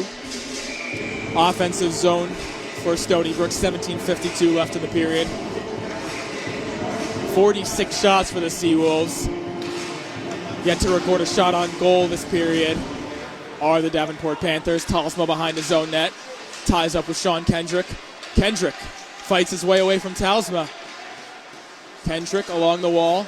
Cross-ice pass for Fess. Behind the net. Back in front for Palmiak. Doesn't get through. Palmiak retrieves it along the far wall. Back for Kendrick. Skate to stick. Instead to the wall. And a big hit. Thomas Liebold just laid out Azen Talsma. This building is rumbling. And that one off the bar. But the net was off the moorings. Thomas Liebold. The shot knocked the net off the moorings. But Liebold, basically a block of concrete there. He stood there and people bounced off him. And that's a freshman not afraid to lay the body. We've seen a couple of big hits, and he flattened Aiden Talsma, who himself is a big boy for the Davenport. But Thomas Liebold, 6 foot, 175. Not huge, but plays that way. Hit the bar on that shot. But here it is behind the net, Talsma, and Liebold lines him up again. McDermott plays it out along the red line. Chipped in. That one came across the goal line. Had to be played by Gauthier. This clearing attempt gets wrapped up in Austin Thompson. But here come the Panthers. Curry shifts to the outside. Shot behind. Kozakov and a save made. Great job. Matvey Kozakov wasn't sure where that one was. Galinsky. Floating pass for Dempsey. Gloved out of midair by Gauthier. Stony Brook settling into its game once again. Back and forth. Simply outskating Davenport. But when needed, showing a little bit of grit and a little bit of muscle. And Kozakov being all reliable back there. Whenever needed, he has come up for them. That was his 18th save of the game. Dempsey along the line, forced to touch back. Steven Smoody lined up by Galinsky. Good turn there by Smoody to avoid the forecheck and get the exit. Clavens lost it in the neutral zone, gets it right back though. Saddled up by Thomas O'Brien. McLaughlin gestures for Smoody to corral the puck. He listens. Nearly turned over by Smoody. Recovered in the neutral zone by the Seawolves momentarily. Four-man battle for it. That's Dempsey, Galinsky, McLaughlin, and Clavens in there. David Van de Silver turns it right around. Hanley can't keep it in. Davenport changing. Stony Brook just eating more seconds off that clock. Stretch pass for Cooper. He's flat-footed. Tried to leave it for Slevin. Instead, the puck comes to Dominic Malfetto. Malfetto fights his way in against three Panthers. Outnumbered, it comes out. Floating pass to the neutral zone. Peck tried to play it to himself. Nathan Nicholson lofts one in from the center of the ice, and Kozakov will melt this one away. Just the 20th shot of the game for Davenport is a floater from the neutral zone. Is that not the story of tonight's game? Yeah, because that seems to be the only place they're taking shots. They're not getting in close.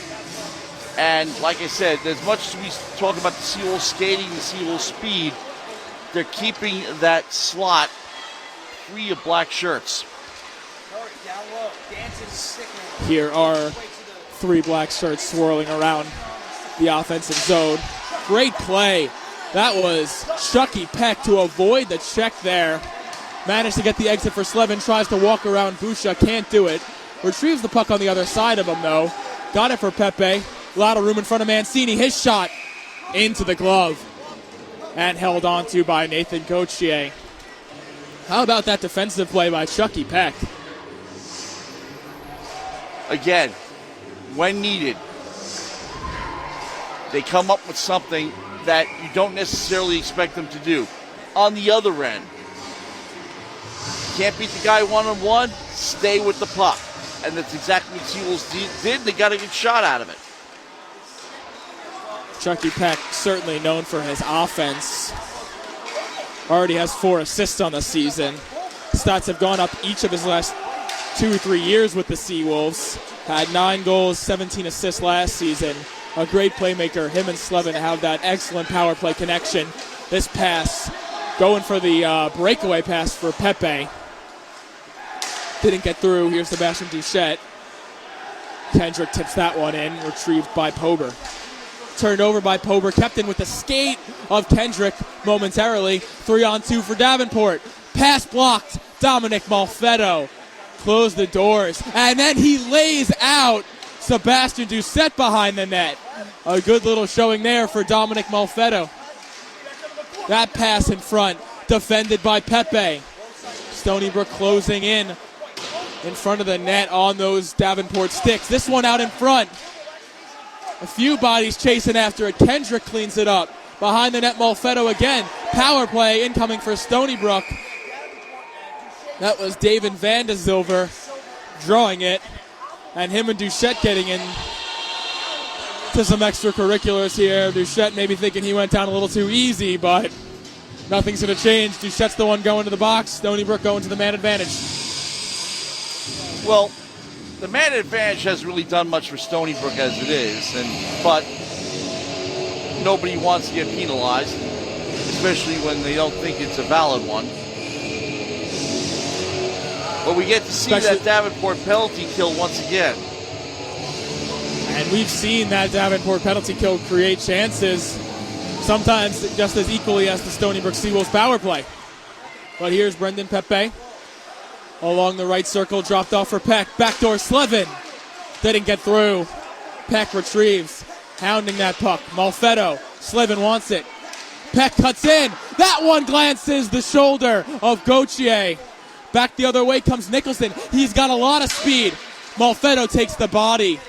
Clears him away. Backdoor. That play to Justin Turner. Chipped aside. Not on net. Nathan Nicholson looking to set him up for the shorty. Another That's the rush. second time they didn't finish on one of those. But another shorthanded rush for Davenport. Seen at least one per Stony Brook power play. And Stony Brook has been dodging bullets as a result because, first of all, if they're having a better day, those go in. And if another team is having a better day, that's something they need to take a look at because they're getting away with it today. They won't always. That's the thing. This team is spoiling us right now. They're playing extremely well. This is, can they play better? Everybody can play better. But we're going to catch days where they're not going to be like this like they were last night. And this is by no means a conservative power play that the Panthers has here. Penalty kill for the Panthers. And they force Stony Brook into mistakes. They force them into passes here as we embark on the last minute of the Stony Brook power play. There's another mistake right there. DiStefano trying to put it through the legs of Ian Milton. Couldn't do it. But here's Mancini. Gets the green light. Takes a lot of ice that's in front of him. Dropped Pepe. Nestepny. Gets it back. Nestepny. Shot. That one stopped. Pepe. Gets it back to Nestepny. Looking for that hat trick. Cross seam pass. DiStefano cuts in. Shut down again. Nathan Gauthier. Nick Zerilli plays it off the wall to himself. Creative play right there. Shot from a tough angle. Glove down. Still kept alive. Smoody going shoulder to shoulder with Nestepny. Nestepny holding his own against the 6'5 defender. DiStefano from the line. Final 2 seconds on the power play. Pepe cleaps it in with his paw. And Smoody clobbers Pepe. Pepe slow to get up. Devin Pepe on his knees behind the play right now. Here comes Davenport. Clavens. Shot. They score! Jonathan DeBink. And right back in it. And that was created by Smoody's hit, taking one man out. They effectively create a power play for themselves. It was a 5-on-4 back the other way for sure. Tough loss there as Pepe went down behind the play, and he's having a tough time right now. But Jonathan DeBink buries it. He had 8 goals, 2 assists last season in 8 games. He was a goal-per-game player last season. That's his second of the season this year. But it took till midway through the third for him to get on the board. It did, and will that hit wake up the Seawolves, or will it wake up the Panthers? Well, I'll tell you something. That was a pile drive hit. That was nasty. Saw it coming with the way those two were angled together, and just so hard when you're going against a guy that's 6'5", well over 230 pounds. There's very little you could do to stop that train from rolling. And we see an increased pace here. Off the draw, Galinsky, tough angle shot. Fess jumps on that puck, pushes it in deeper. Only Davenport sticks await it. Talsma. Well, it's clear the Seawolves haven't been taken out of their game. Still keeping the pressure Seawolves right back in the Davenport territory here. A step up there by McDermott, and they're going to call him for interference. Nicholson tried to jump around him. Looked to me like McDermott kept his position, but certainly took down Nicholson. And a guy like that's going to draw some penalties. I'll tell you that. Tell you what. We've been looking for turning points throughout this game. We may be looking at one now. Because that last Davenport goal, as I said, they created a power play by taking one player out of the game. Now they're in a real power play. Let's see how hot they are. That man advantage for Davenport has been dangerous all season long. Looks to create more on that tonight. They scored a power play last night. Went 1 for 4 on the power play. Along the wall, it's Malfetto battling for it. Nick Zerilli comes in to support as part of this penalty kill unit for Stony Brook. David Vandesilver sticking with Zachary Curry. Jonathan DeBink, the goal scorer here, rips one. That one blocked, and it ended up on net. Kozakov had to be alert, partially blocked. That one blocked by his own man. Talsma teed one up, blocked by Davis. Jonathan DeBink, and the focus here on this power play is get things on net. Whether that's pucks or bodies. Davenport is doing that. Curry cutting to the middle. Vandesilver sticks with him. What a block. And that gets a roar from the bench and the crowd. David Vandesilver dropped down to block that one. He gets a stick on this one by Nicholson. Gets it to Zerilli, who gets it out. What a shift for David Vandesilver. The clear, the block, the takeaway. Vandesilver doing it all on this penalty kill. 28 seconds left on it. 8:50 left in the period. Busha hammers that one down the wall. A little bit too much on it.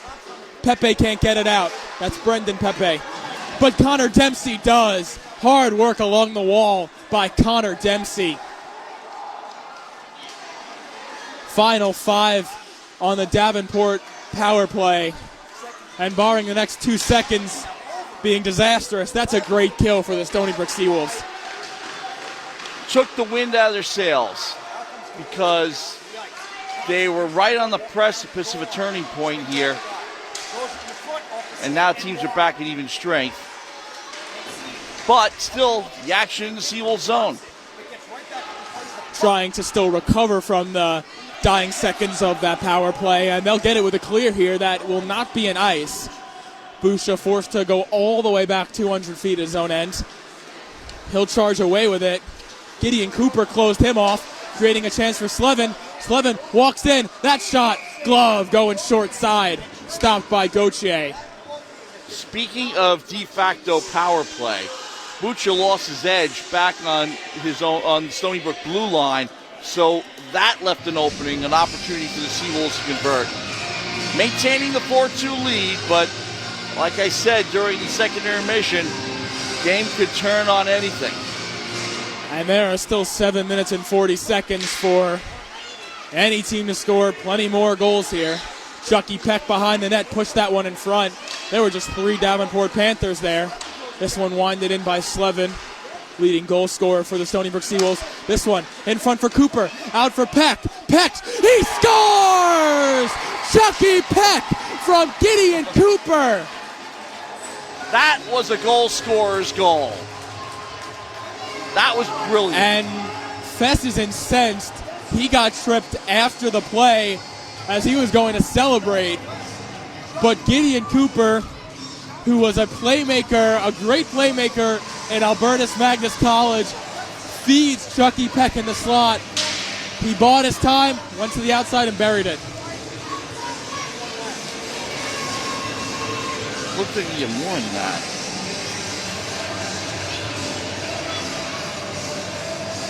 And this crowd very excited. Fess was going back, holding his chin. Did he get a stick there?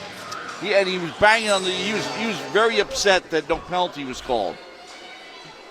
He either got tripped, landed on that face. I don't want to speculate here, but he is definitely holding his face along the bench there. And remember, he was the guy who was into it earlier. Certainly, maybe put a little target on his back. after taking down Jonathan DeBink behind the play in the second period. 5-2 is your score, though. 5-2 Seawolves. They increased their lead by 3 here. 7:21 to go in the period. Nearly doubling up them on shots, 50-25. Seawolves all over in this third. Now we have the referee conferring with the Davenport coaching staff. This should be interesting because, like we said, Fest got hit, and he was very upset that no call was made, and it looks like no call will be made. Didn't look like any official saw it. Fest began pleading his case, looking around, palms to the skies. So didn't look like any official got it, but the score remains 5-2 Seawolves. It's a big goal for the Seawolves. Gideon Cooper setting up Chucky Peck, who rips it by Gauthier. Here's Robert McLaughlin trying to drive wide on Malfetto. Buys himself some time and space behind the net. Cuts to the middle, and a great stick by Van de Zilver again. And now it's Van de Zilver on the forecheck. He's forcing Bucha to lose that puck here. And a great play again. David Van de Zilver wearing the A for the Stony Brook Seawolves. And he's certainly showing why he earned that tonight. Been fantastic. Again, not Davenport style. There hasn't been a lot of that activity going on the boards. The Seawolves have kept it on the ice and kept things moving. But when needed, they were able to muscle people off the puck.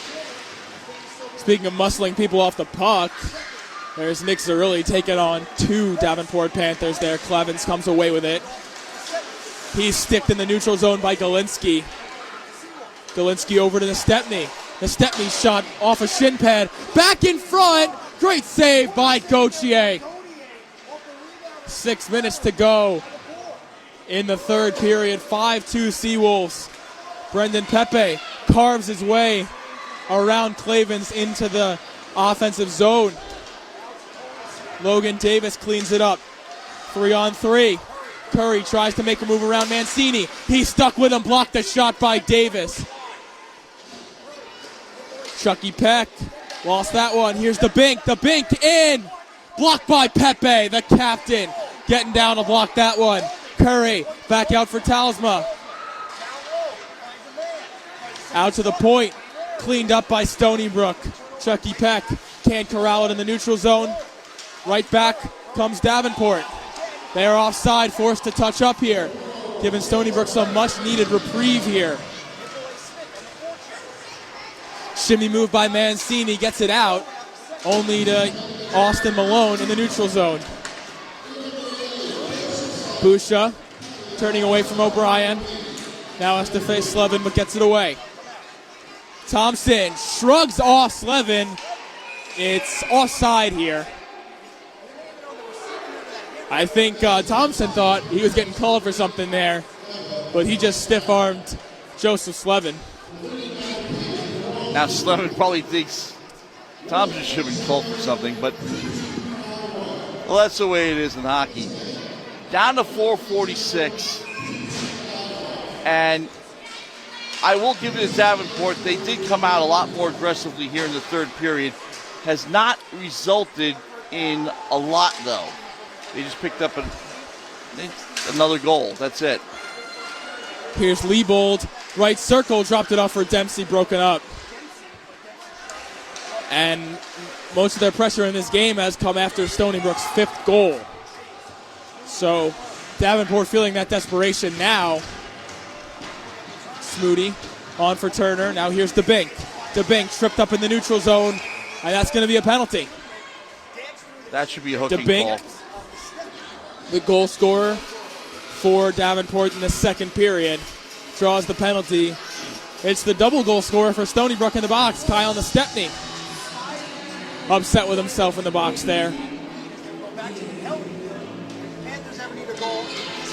Back to that Davenport man advantage, though, about Matt. Zone entry.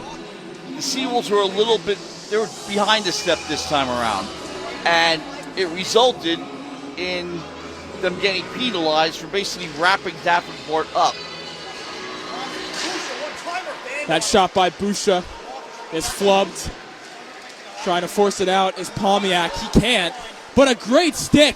Van de Zilver again. Just an incredible sweep check there to get it out and clear out this first 20 seconds on the Davenport power play. He makes plays. Had 5 goals, 7 assists last season. Only has 1 this season so far. But it's been his defensive plays tonight that we've taken note of time and time again. And he's sticking around out there. Other guys have changed. And there he goes. Jacob Busha. Well, remember, guys like that are very valuable on the kill. Potential rush here for Davenport. Curry cuts to the middle. Turning shot blocked by his own man. Nicholson out in front. Cleaned up momentarily, but Talsma keeps it in the zone for Davenport. D to D. Left circle to Bink. Curry's stick is broken. 2 sticks are broken. It's 4-on-3 for the Seawolves now. And back to 5-on-4. Davenport rushes back in. Jonathan DeBink dropped off for Talsma. Over to Thompson. Thompson rips one. Blocker save. Matvey Kazakov. 30 seconds left in the Davenport power play. Knocking at the door here are the Panthers. Curry turning, shooting, passing. Talsma, shot blocked. Matthew McDermott. DeBink, pad stop. Big rebound, blocked again. Stony Brook penalty kill, eating tons of shots here. Final 3 on the Davenport power play. Even strength. Talsma chasing after it, gets to it in time. Curry behind the net. Tons of pressure here for Davenport. Curry carries, passes off to Malone, whistling a shot wide. Stony Brook surviving, gets it out. Gideon Cooper clears it down. Stony Brook gets a wholesale change. 1:45 to go. They survive. Five.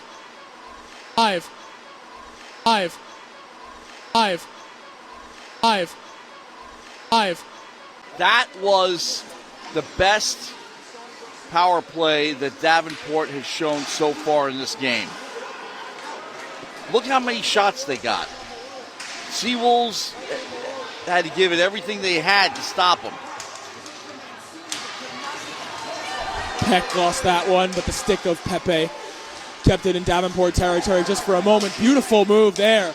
Chucky Peck puts it between the legs of the defender. Brendan Pepe lost it. Austin Malone over to Robert McLaughlin. Aiden Talsma, here he comes. Behind the D is Duchesne. He's onside. Peck all over him. Duchette looking for time and space. And looked like almost like a restriction penalty there by Peck. Refs let them play. Final minute to go in the period. Stony Brook up 5-2. Aiden Talsma centering feed for Robert McLaughlin. McLaughlin sticked away by Mancini. Cooper comes back, chops it off the stick of Duchette. Final 30 seconds we approach here. Cooper plays it back for Pepe. Pepe will hand it off to Mancini. Pepe again floats it out. This one will wind up wide, and it will be an icing with just 18 seconds to go. But this has been the game Stony Brook wanted it to be for sure, hasn't it, Matt? Well, playing to their strengths, no doubt about that, but also able to match Davenport in certain areas when they need it. When they need a hit, they got a hit. When they needed a play made, they needed a pass block, they needed something, they got it. And Davenport has picked up the pace and shots. They're going to finish with over 30. As we wind down this game here, final 10 seconds in the period, pinned along the wall. Comes free momentarily. Gideon Cooper plays it back. 3, 2, 1. And the Stony Brook Seawolves right the ship. They bounce back after last night's home loss. Matvey Kozakov stops 29 out of 31. Kyle Nastepny buries his first 2 goals. Andrew Mancini scores his first. And the Stony Brook Seawolves bounce back from last night and dominate this game versus the Davenport Panthers. 5-2. Wasn't that last night's score too? 4-2. 4-2. No empty net goal.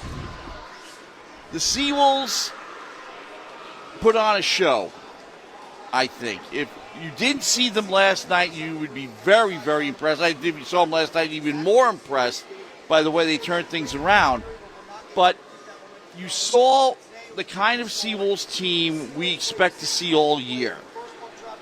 A team that relies on its speed, doesn't necessarily rely on banging around. They'll do it if they need to, but their game centers mostly around speed and athleticism. And if they go up against teams where they can keep that up, that, like Davenport, they'll be fine. The problem is when you go up against teams that have the size like Davenport does and the athleticism like a Liberty, that's where they might run into difficulties in the schedule. But they got an opportunity to play their game. And, yes, they did that against Syracuse, but they also did against a team that kind of had their number in certain ways. Their power play, their special teams, even though they weren't successful today, but their special teams are very good.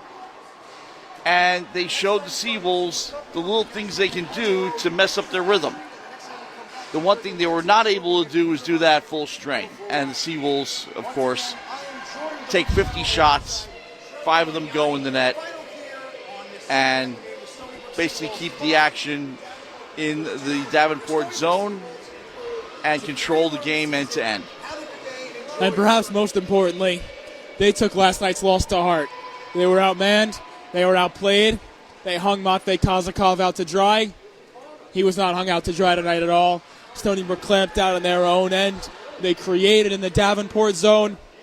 They managed to get those clean breakouts, those good passes through the neutral zone, and they were creators tonight for sure.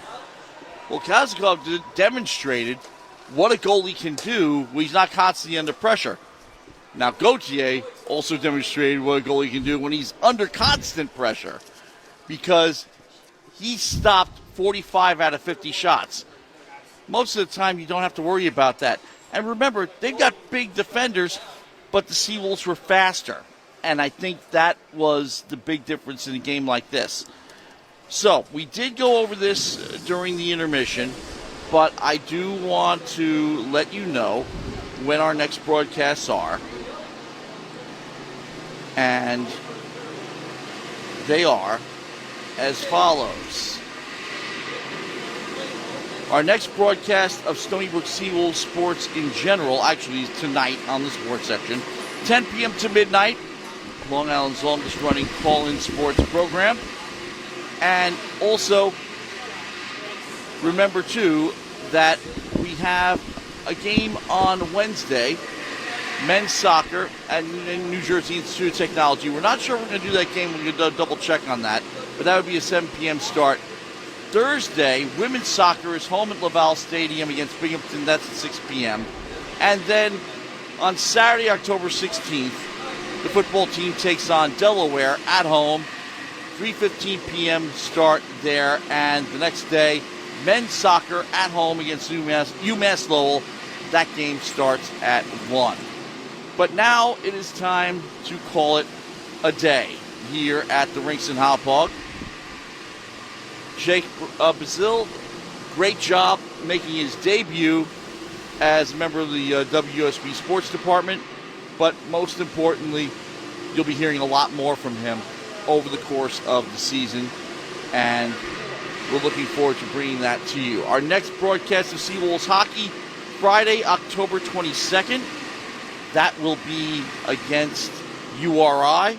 As we said, that's a very tough matchup at the Rinx and Hauppauge. But that is going to do it. Here. Remember when anything was possible? I'll kill 15 seconds until we get the theme up. But again, I'm Matt Mankiewich. I'm Jake Basile.